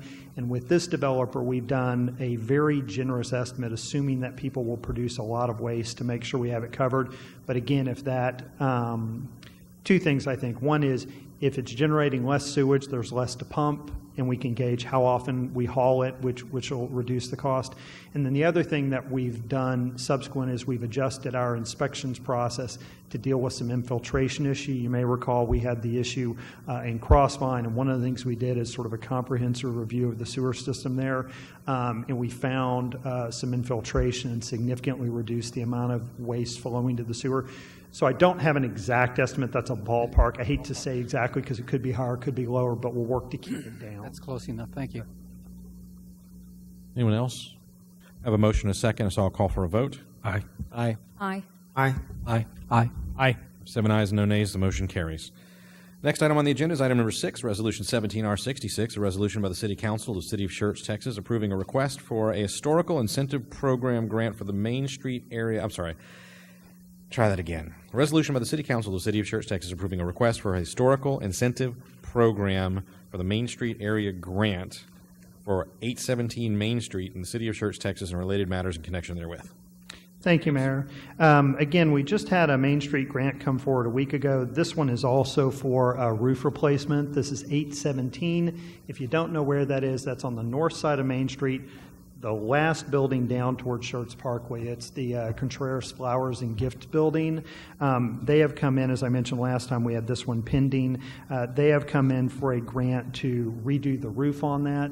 We took that to Historic Preservation, and they recommended approval of it. As I said at the last time, we will likely work with the Main Street Committee going forward. I think we've had enough of these kind of come in after this one that we probably should look at tweaking our grant project a little bit. We want to keep the momentum, but we maybe don't need to have the pot quite as sweet. I will say that one thing about this one in particular that was a little bit different that we discussed, but again, the Historic Committee was comfortable with it, is the current roof is an asphalt shingle roof. The owner is proposing to go with a standing seam metal roof. Again, we think that originally it was an asphalt shingle roof going forward, but if you look out there next time you drive past, the home next door has a standing seam metal roof as well. Again, that's not an uncommon style. And part of the philosophy when Historic pushed for this was it's more about not having something go in that is contrary to sort of the direction we're going, as opposed to having to maintain the exact historic accuracy of the structures. And so again, their feeling was both standing seam metal roofs were done as well as asphalt. It's less about what this had at the particular time. It was built about 60 years ago, and because of the standing seam metal roofs in the area, they felt this would look good. Also, one of the factors, it's a very low pitch on that roof, and at times now, if you've dealt with a very low pitch, they don't even there are asphalt shingles on there, but they come in with the large sheets because it's so hard to get it to drain. So I think one of the benefits on this was longer lifespan and maybe a better application given the shallow pitch of the roof going forward. So the Historic Committee didn't have any issues with it, but I just want to point that out, that it's a standing seam metal roof, which is part of why the cost is up. But again, they'll have to provide that documentation and enter into the agreement. Thank you, Mr. James. Council questions for Mr. James? Mr. Edwards? Mr. James, is this particular property, does it have one of the, is it a part of the FEMA flood area? It is. So again, they would have to comply with that. Now again, what we've often done though is when you do a roof replacement, that's considered a maintenance as opposed to a renovation and doesn't always factor into that 50% issue. So we try to evaluate those. One is to keep in the letter and the spirit of it. But again, when people come in for routine maintenance, the intent is not to keep people from doing that. Because if you did, every time they did a roof or every time they did a repair, they would hit that ceiling. And then from there on out, you'd never be able to do maintenance. Thank you. Mr. Thompson? Move that we adopt resolution number 17R66. A second. A motion from Mr. Thompson, a second from Mr. Edwards. Mr. Crawford? Question? Of course. Mr. James, who's the owner on this property? Vicky Contreras.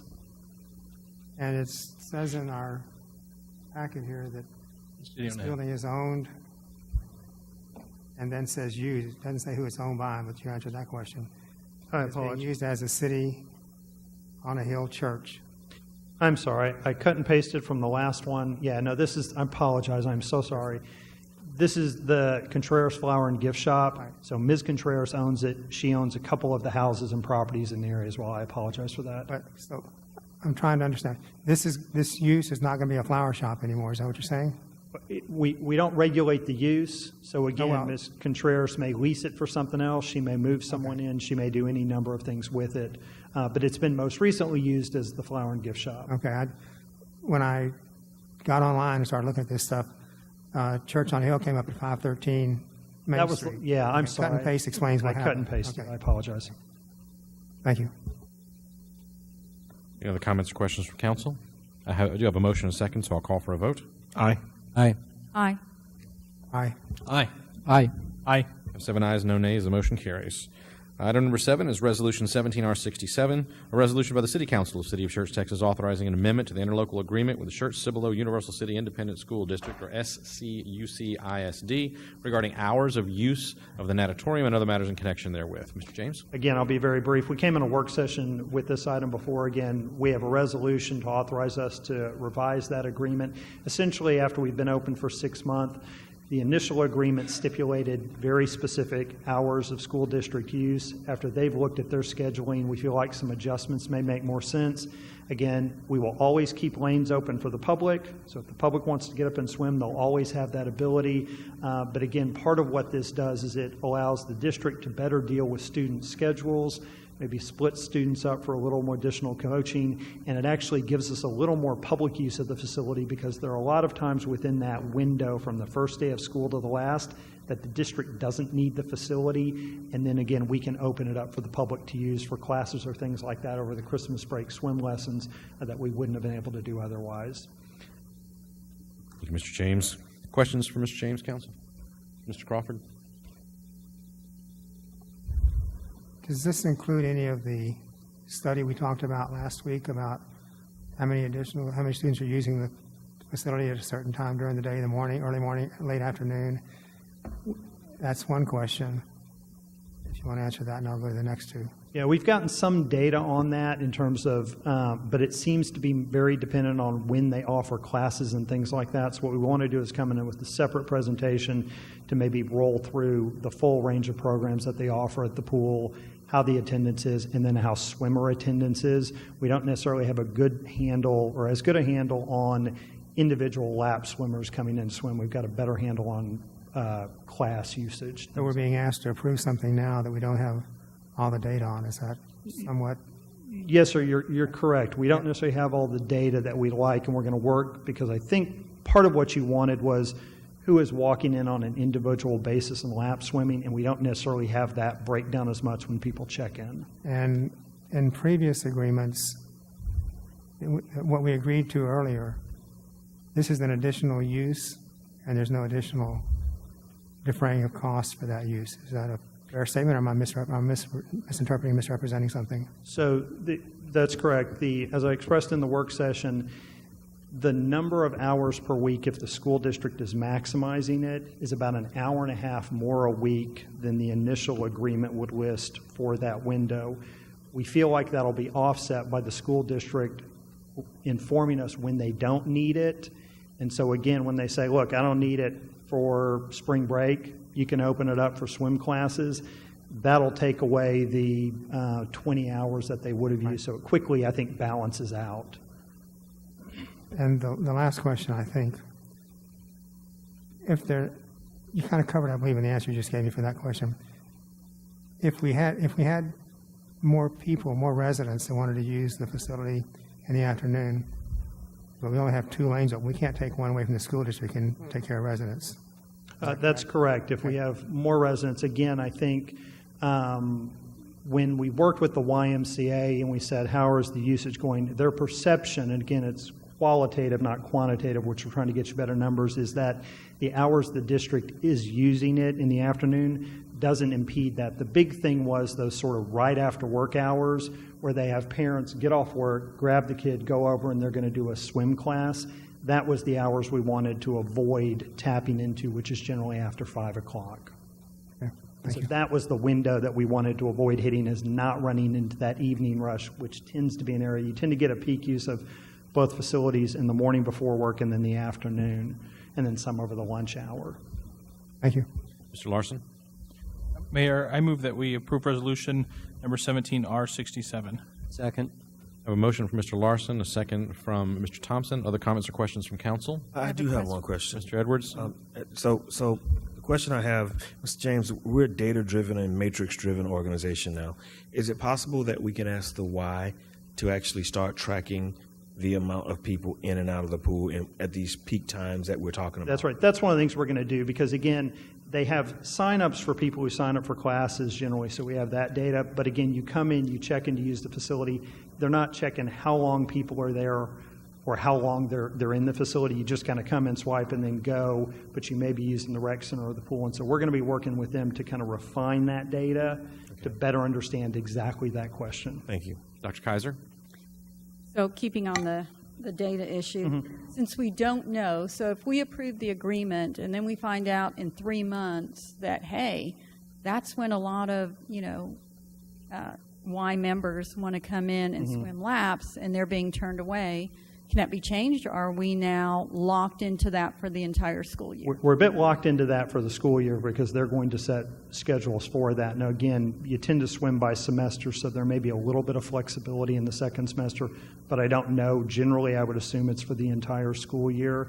But what I will say is the Y has said they don't have a concern about eating into public use time in the afternoon. When we approached them and said, hey, till we can get the data, they said, yeah, that's not a big time. We have not had that problem. And they've not even generally had that in the morning swim time either in terms of people swimming laps. And again, I think the mayor said, typically when people come out and they swim, most other facilities you go to, you share lanes. You don't get your own lane by yourself, but you'll start and you'll have 3 or 4 people in a lane swimming down one side and back the other. But the Y had said, this works well for them. It provides them greater flexibility over the course of the hours going forward. So we're relying on them to say, yeah, we feel comfortable that we're not going to have that issue. And when is the district providing the days that they will not be using the pool? Because and I guess I ask because if it's just, on Monday, you say, hey, we're not going to need the pool on Wednesday. Yeah, it doesn't give us enough time to do anything with. One of the benefits that short-term window does is it does mean they're not having to schedule lifeguards there to operate, so we don't eat that extra cost. But we're going to go through with them and kind of map out the course of the school year. And so we're going to look at what are y'all going to be doing over the holiday period, if anything. And so that gives us a window to say we're not using it from here to here this 2-week period, and we can schedule it. So yeah, we're going to be going with them once they know the number of students and what their meet schedule looks like. We'll map out the course of the full rest of the year going forward. So we'll get the big blocks that we can plan in advance, and then some of the smaller windows we'll know we're not going to use. But obviously school holidays and things like that we can pin down now. Gutierrez? Would it be possible for the Y to put a schedule so other individuals could modify their schedule before they commit to, showing up on Monday when it's not available? Yeah, I think that's the case. What we'll do is start to publicize. Again, you'll always have lanes open. Part of the agreement, the current, was always you'll always have at least 2 of those lanes open. So if somebody from the public shows up to swim, they always have the ability to do that lap swim. But certainly what we'll do is make sure that the Y promotes the use and lets folks know, hey, this is when we're going to have the school district there using the lanes and things like that. Right. Thank you. Mr. Crawford? James, do we pay for lifeguards? We do not pay for lifeguards. The Y pays for. So you made a comment, if I heard you right, that one of the advantages is they cannot schedule, which reduces cost. That doesn't help us any, right? It does in a sense, in that the Y's agreement is to maintain all of the equipment and things like that, and if they can reduce their operating costs, they can put more in. And I think that's one of the things that we've heard as a benefit from folks is the equipment in the Y is replaced much more often and kept up than we would typically see at a city facility going forward. So there is some benefit to us, we think, with that. Not but it doesn't affect us on a cost dollar basis at all. Does not affect us directly. Okay. No, Second question. I'm not a pool swimmer kind of person yet. How do we get more than one person in a lane? Are they wide enough to have people pass? Oh, yeah. In a 3 or 4 lane? Is the lane 6 feet wide? Okay. Yeah, it's common. Again, that works and does help. Yeah, even if you do. For instance, even if you do like a triathlon that has a pool as opposed to open body of water, they'll start swimming and you've got people swimming both directions in one lane trying to pass each other. It's not great, but in terms of lap swim, it's pretty easy. You'll kind of size people up in the lane, see who's about as quick as you are. But then again, if you're slower, you'll pause at the end, let somebody touch and move ahead of you and then do it that way. Thank you. All right, I have a motion and a second. I'll go ahead and call for a vote. Aye. Aye.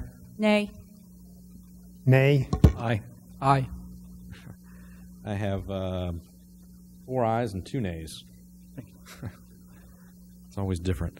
Motion carries. Item number 8, Resolution 17R68. Resolution by the City Council of the City of Schertz, Texas, authorizing approval of the hazard mitigation plan with Bexar County and other matters in connection therewith. Evening, sir. Good evening. How are y'all? This resolution is it's renewed every 5 years through the Bexar County hazard mitigation plan, and it covers not only Bexar County, it covers Guadalupe County and Comal County. This is a necessity if we have an event, a disaster or something, to get our funding from FEMA and whatnot, and future projects if we're going to do any in the next 5 years. Very good. Council, any questions for Captain Meek? Not, is there a motion to approve Resolution 17R68? So move. Second. We have a motion from Mr. Thompson, a second from Dr. Kaiser. Any comments or questions from council? Hearing none, I'll call for a vote. Aye. Aye. Aye. Aye. Aye. Aye. 6 ayes and no nays. The motion carries. Thank you, sir. Thank you. Item number 9 is next on the agenda, Resolution 17R69, a resolution by the City Council of the City of Schertz, Texas, authorizing the city manager to enter into an interlocal agreement for fire protection services with the County of Bexar, Texas, and other matters in connection therewith. Hello, Chief. Mayor, Council. This is our annual renewal of our agreement with Bexar County for fire protection services in the southern part of Schertz that we do every year about this time. Very good. Council, any questions for Chief Long? Mayor, I move that we approve resolution number 17R69. Second. I have a motion from Mr. Larson, a second from Mr. Gutierrez. Any other comments or questions from council? Hearing none, I'll call for a vote. Aye. Aye. Aye. Aye. Aye. Aye. I have 6 ayes and no nays. The motion carries. Thank you, Chief. Next item I have on the agenda this evening is item number 10, Ordinance 17D28, an ordinance by the City Council of the City of Schertz, Texas, providing the Code of Ordinances of the City of Schertz, Texas be amended by revising Chapter 86, Article 5, Section 86-149, parking prohibited, and providing an effective date. Good evening. Good evening, Mayor, City Council, Mr. Kessel.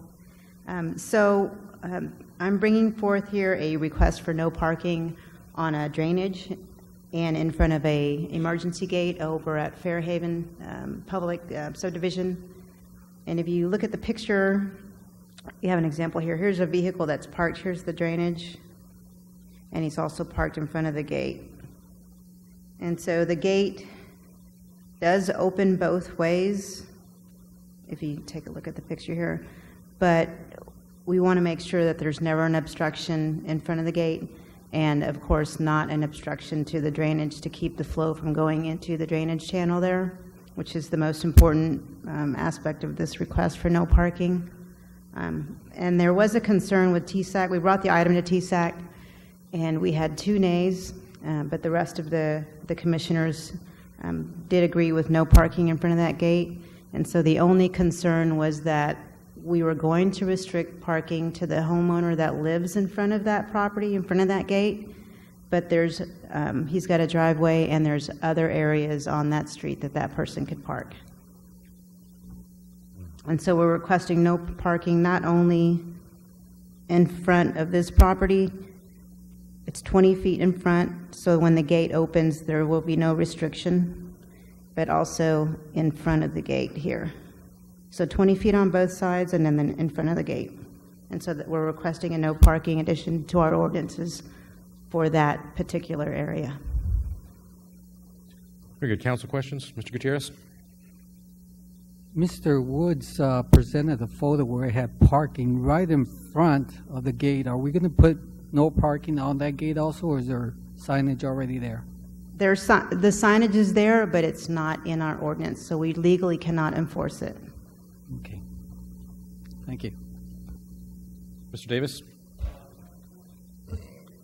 Looking at that bottom picture, do those gates swing in and out, or do they only move one way? They swing in both directions, but on, let me get this picture set.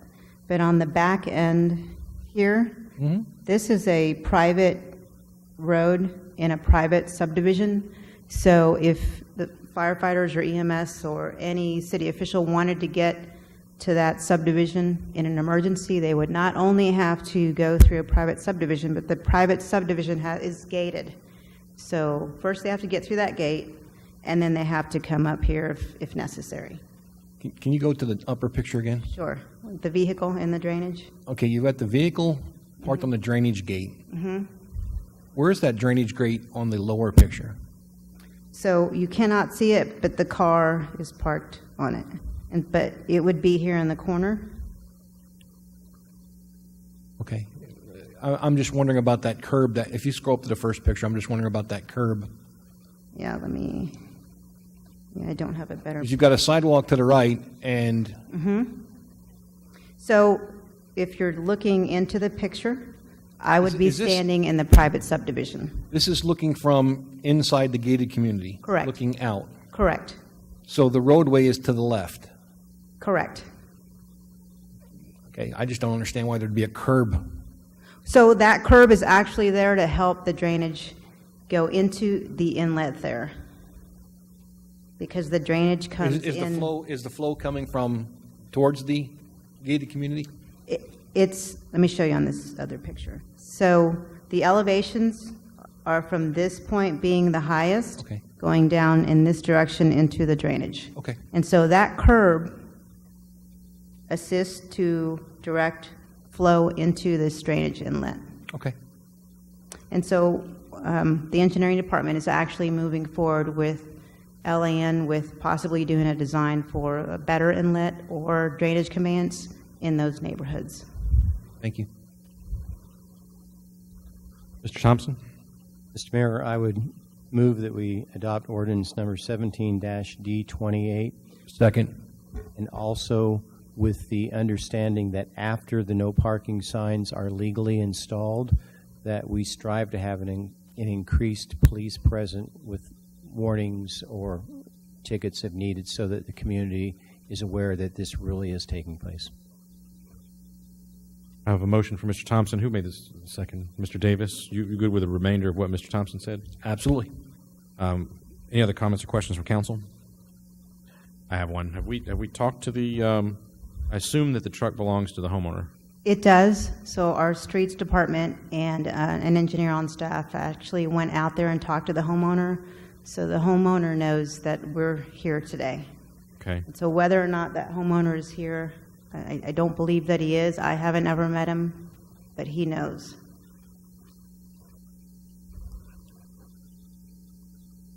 How far does that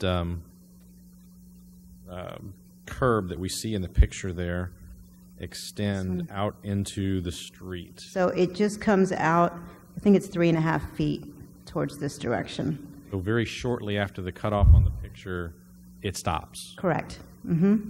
And the gate, the portion that would open, is also to the left of that concrete barrier. Correct. And so the barrier does not impede the gate swinging in both directions. Correct. So that section you're talking about is 4 foot, and then this curb stops just short of the hinges, which are 4 foot from this curb. Gotcha. So given that the curb that I see in the photograph doesn't impede the gate opening in both directions, I'm good. I don't have any other questions. I do have a motion and a second. Any other comments or questions from council? Yes, Mayor. Yes, Mr. Larson. Well, I guess mainly, I think my biggest concern is just that if we approve this ordinance, that I don't even know if this is something council can dictate, but that maybe the city should consider a grace period of warnings prior to ticketing the vehicles. So maybe keep that under advisement. But that's all I got. So could I? Chief's nodding his head. Can I make a couple comments? So we usually do that. Staff goes out there and they'll put up like flags for new signage, and we'll also go to the homeowners and try and talk to them if they're home, or we'll leave a notice with our business card to call and whatnot. But we do that, and then at TSAC, Mr. Thompson, so we work closely with PD, so we have PD go out there and monitor, and they don't go out there and ticket right away. We go out there and we talk to the community, the homeowners. Great, thank you. Very good. Mr. Thompson? And again, that was why I asked that there be warnings first. So, Is this, Mr. Mayor, Mr. is Edwards. this a habitual offender, this particular property we were talking about? And have we done any policing out there already? Well, my experience is that it's only been parking on this side of the street, because we've had drainage issues, so we've been out there before, and so I've only seen parking here. This is actually parking that one of the engineers, a picture that he took, and then so the homeowner, HOA member came here with his own pictures. So we're not there all the time, but we do know that there is consistent parking. And the aerial that I have, I mean, this is an aerial from Google Maps. And so if you go back on the history of Google Maps, you always see parking on that side of the street. And the photo earlier was of all 3 vehicles. That's a HOA member that brought that. Yeah. And this is not the only gate that we have in the city where we restrict parking. This just got overlooked, or it wasn't a problem until the HOA came, and then we recognized that that gate needs to be open, and certainly we cannot restrict the flow into this drainage inlet. That's the most important thing there, is drainage conveyance. I agree. Council, any other comments, questions? I do have a motion and a second. I'll call for a vote. Aye. Aye. Aye. Aye. Aye. Aye. I would have voted aye. Aye. 7 ayes, no nays. Motion carries. Thank you very much. All right, next item that we have this evening is item number 11, Resolution 17R70. Resolution by the City Council of the City of Schertz, Texas, authorizing purchases up to $80,000 with Southern Computer Warehouse for fiscal year 2016-17 and other matters in connection therewith. Mr. James? Thank you, Mayor. This is sort of a follow-up to some of the items we've done the past few months as we've kind of gone through and looked at our contracts and purchasing amounts to try to develop a better system. One of the things we do, particularly with IT purchases, is we use the buy board to make purchases to try to get the best value, and there are a number of different companies that we buy from using the buy board. The bulk of those are made by the IT department. What we essentially had here is with Southern Computer Warehouse, IT has bought about $48,000 or so of technology-related equipment. However, a number of other departments that occasionally buy some of well have also bought through Southern Computer, and they've put us over the $50,000 mark. So right now we're at about $59,000. IT needs to make some purchases the remainder of this year, and so we're requesting approval to purchase another $21,000 with Southern Computer Warehouse through the remainder of this year. What we're going to do going forward is at the start of the new fiscal year, IT is going to look at the companies that we tend to purchase a lot from.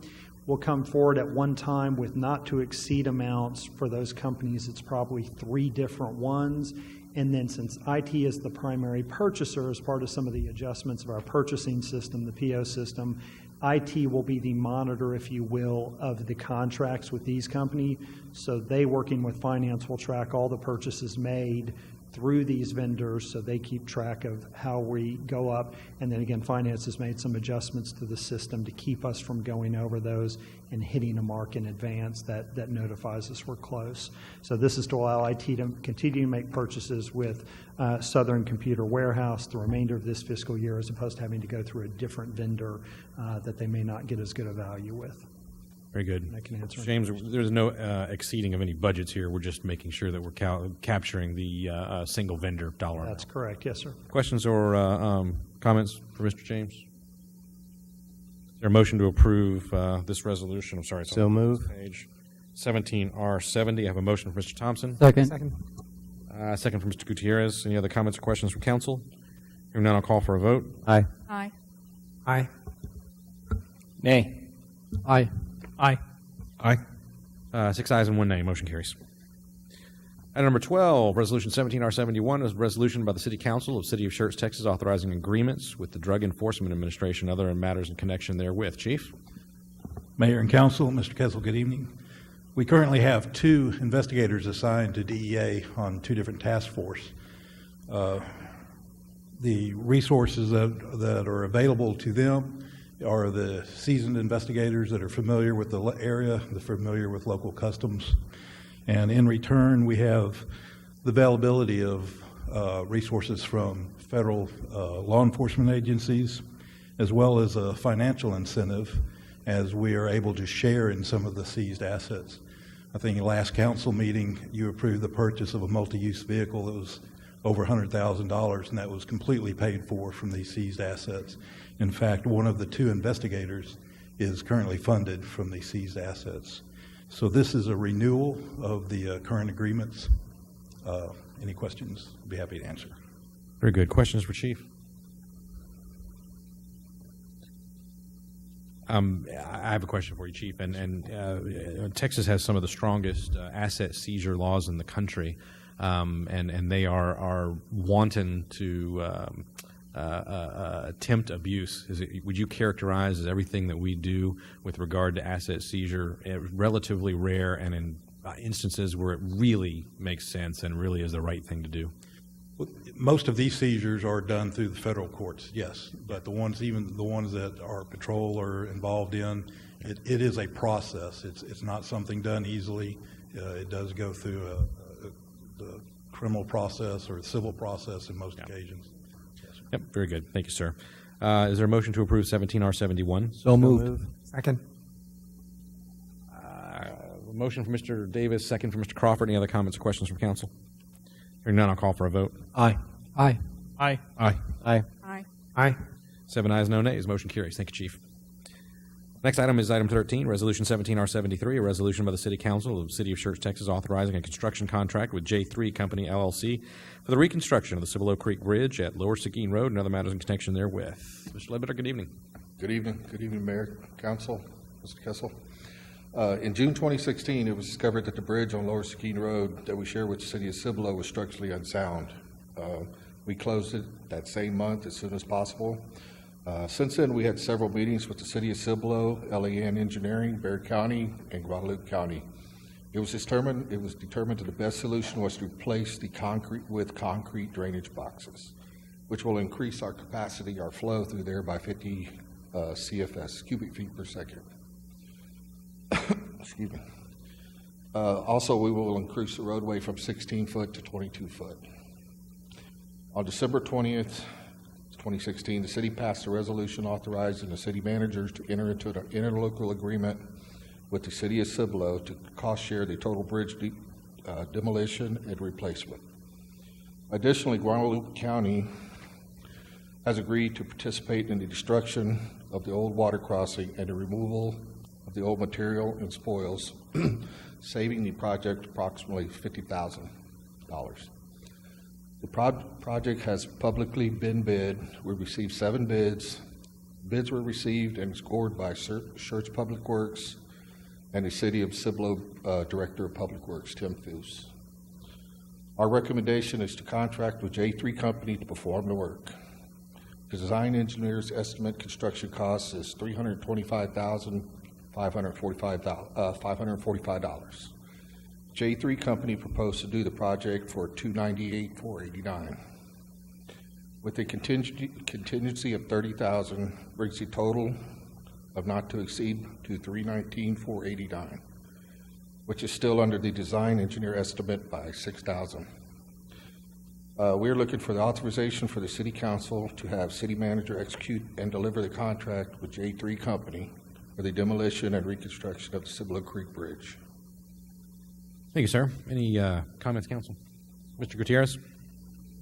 Just, I'm looking at this here. It says construction will start within 2 and 3 weeks after you sign the contract, and it will only take 90 days to complete? Yes, sir. Wow. Yeah, we're pushing them kind of hard to get that done quickly. Okay, thank you. Mr. Mayor, I'd like to make a motion that we approve Resolution 17R73. Second. A motion from Mr. Edwards, a second from Mr. Thompson. Any other comments or questions from Council? Hearing none, I'll call for a vote. Aye. Aye. Aye. Aye. Aye. Aye. Aye. 7 ayes, no nays. The motion carries. Thank you, sir. Thank you. Next item is item number 14, Ordinance 17T29, an ordinance by the City Council of the City of Schertz, Texas, authorizing amendment to the fiscal year 2016-17 general fund to create and fund 4 additional crossing guard positions, repealing all ordinances or parts of ordinances in conflict with this ordinance and providing an effective date. Mr. Walters and Chief. Evening again. These are the same 4 crossing guards that are proposed in the 17-18 budget. However, the school year and their fiscal year doesn't always align with the city's fiscal year, and we would like to get those hired sooner since school is about to start than waiting till October to start that process. They are currently funded within the capacity of this year's budget, so we're not expecting any differences with that. So that's what we're asking for tonight. Very good. Council questions? I was just about to say, James, are you seriously doing this right now? No. Smart move. Mr. Mayor, I'd like to make a motion that we approve Ordinance 17T29. I have a motion from Mr. Edwards, a second from Mr. Thompson. Any other comments or questions from Council? Hearing none, I'll call for a vote. Aye. Aye. Aye. Aye. Aye. Aye. Aye. 7 ayes, no nays. The motion carries. Thank you, gentlemen. Next item that we have on the agenda this evening is a roll call vote confirmation. Mr. Schmeckel?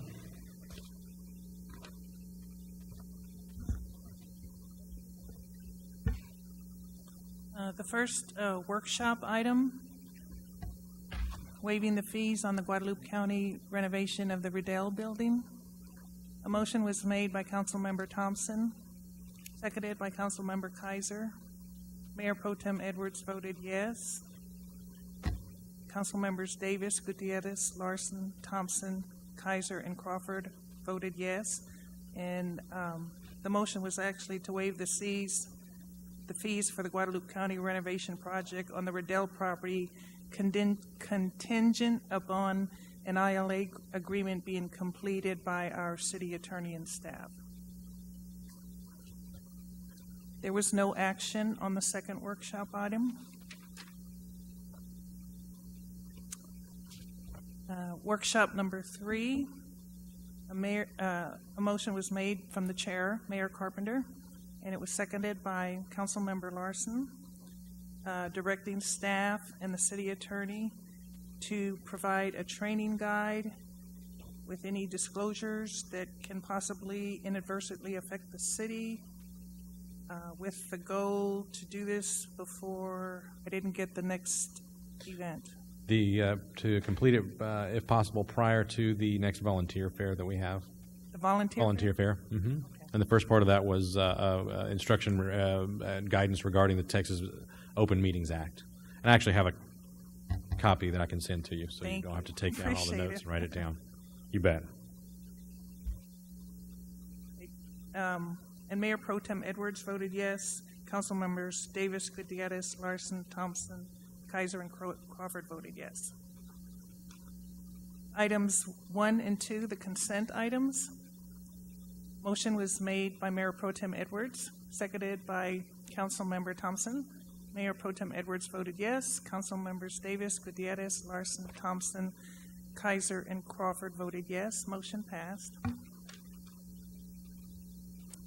There was no action on number 3 or number 4. Item number 5, resolution number 17R65. A motion was made by Mayor Pro Tem Edwards, seconded by Councilmember Crawford. Mayor Pro Tem Edwards voted yes. Council members Davis, Gutierrez, Larson, Thompson, Kaiser, and Crawford voted yes. Motion passed. Item number 6, resolution number 17R66. Motion made by Councilmember Thompson, seconded by Mayor Pro Tem Edwards. Mayor Pro Tem Edwards voted yes. Council members Davis, Gutierrez, Larson, Thompson, Kaiser, and Crawford voted yes. Motion passed. Item number 7, resolution 17R67. A motion was made by Councilmember Larson, seconded by Councilmember Thompson. Council members Davis, Gutierrez, Larson, and Thompson voted yes. Council members Kaiser and Crawford voted no. Motion passed.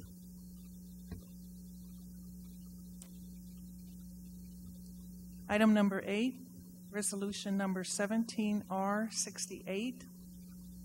Motion was made by Councilmember Thompson, seconded by Councilmember Kaiser. Council members Davis, Gutierrez, Larson, Thompson, Kaiser, and Crawford voted yes. Motion passed.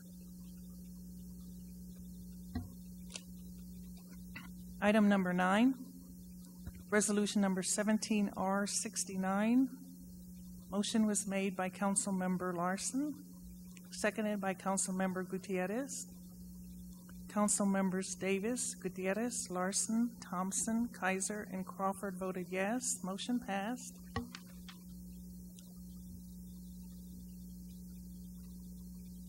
Item number 10, first reading of ordinance number 17D28.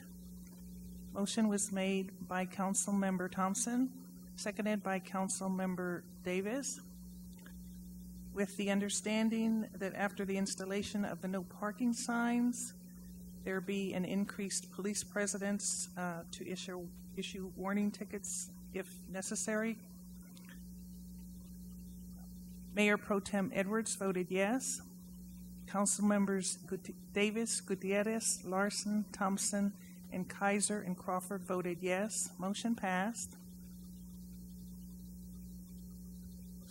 Item number 11, resolution number 17R70. Motion was made by Councilmember Thompson, seconded by Councilmember Gutierrez. Mayor Pro Tem Edwards voted yes. Councilmember Davis voted no. Council members Gutierrez, Larson, Thompson, Kaiser, and Crawford voted yes. Motion passed. Item number 12, Resolution 17R71. Motion made by Councilmember Davis, seconded by Councilmember Crawford.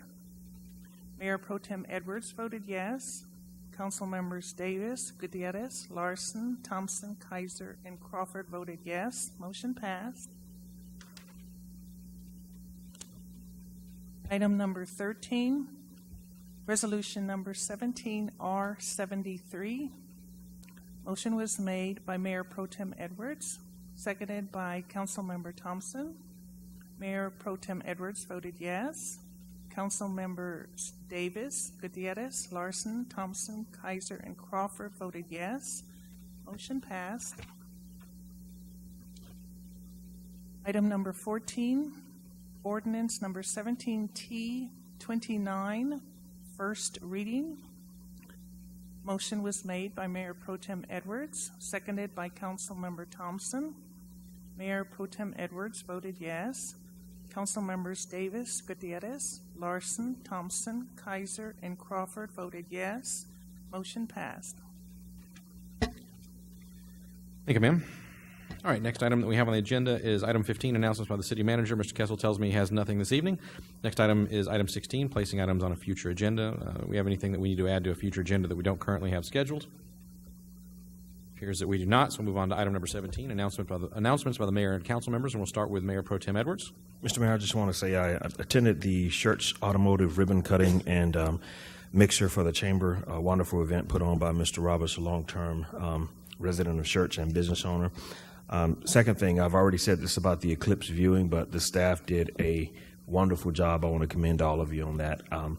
We are definitely the envy of the area. I can tell you that. No one else has done that I'm aware of. Third thing, I want to be the first one to congratulate you, Mr. Mayor, for your you don't know what I'm about to say. Yeah, I do. Okay, for your nomination and actually being voted in as the president of TML Region 7. Thank you. Congratulations. Thank you. Thank you. All right, start down on the end. Mr. Crawford? No, Mr. Davis? Yes, Mr. Mayor, I had the pleasure of attending the Housing Authority meeting last week. They were able to get their paperwork in to participate in that lawsuit. Thanks again to the city staff for getting the interlocal agreement done and getting the check to them in time, and we'll see where this leads to. Hopefully it'll give them a refund of some of the money they lost out on in 2012. Very good. Very good. Mr. Gutierrez? Yes, Mr. Edwards, you're a little modest there. Not only was the mayor voted as president, but Mr. Cedric Edwards was voted as vice president for Region 7, and Ms. Brenda Davis was selected as the secretary also. She was elected secretary. Congratulations to all of you. Congratulations, sir. Very good. Mr. Larson? Nothing. Mr. Thompson? Dr. Kaiser?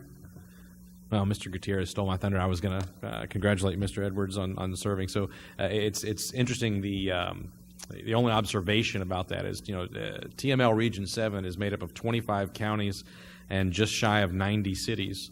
There are 4 officers in any given Texas Municipal League region. There's 16 regions. And the city of Schertz has the president's office, the vice president's office, and the secretary's office.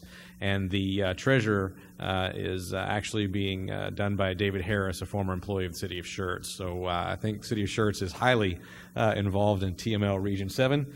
And I thank everybody that's involved for serving there. If there's nothing else from council or from staff, then we stand adjourned. Brian gave me a perfect topic for our Thursday.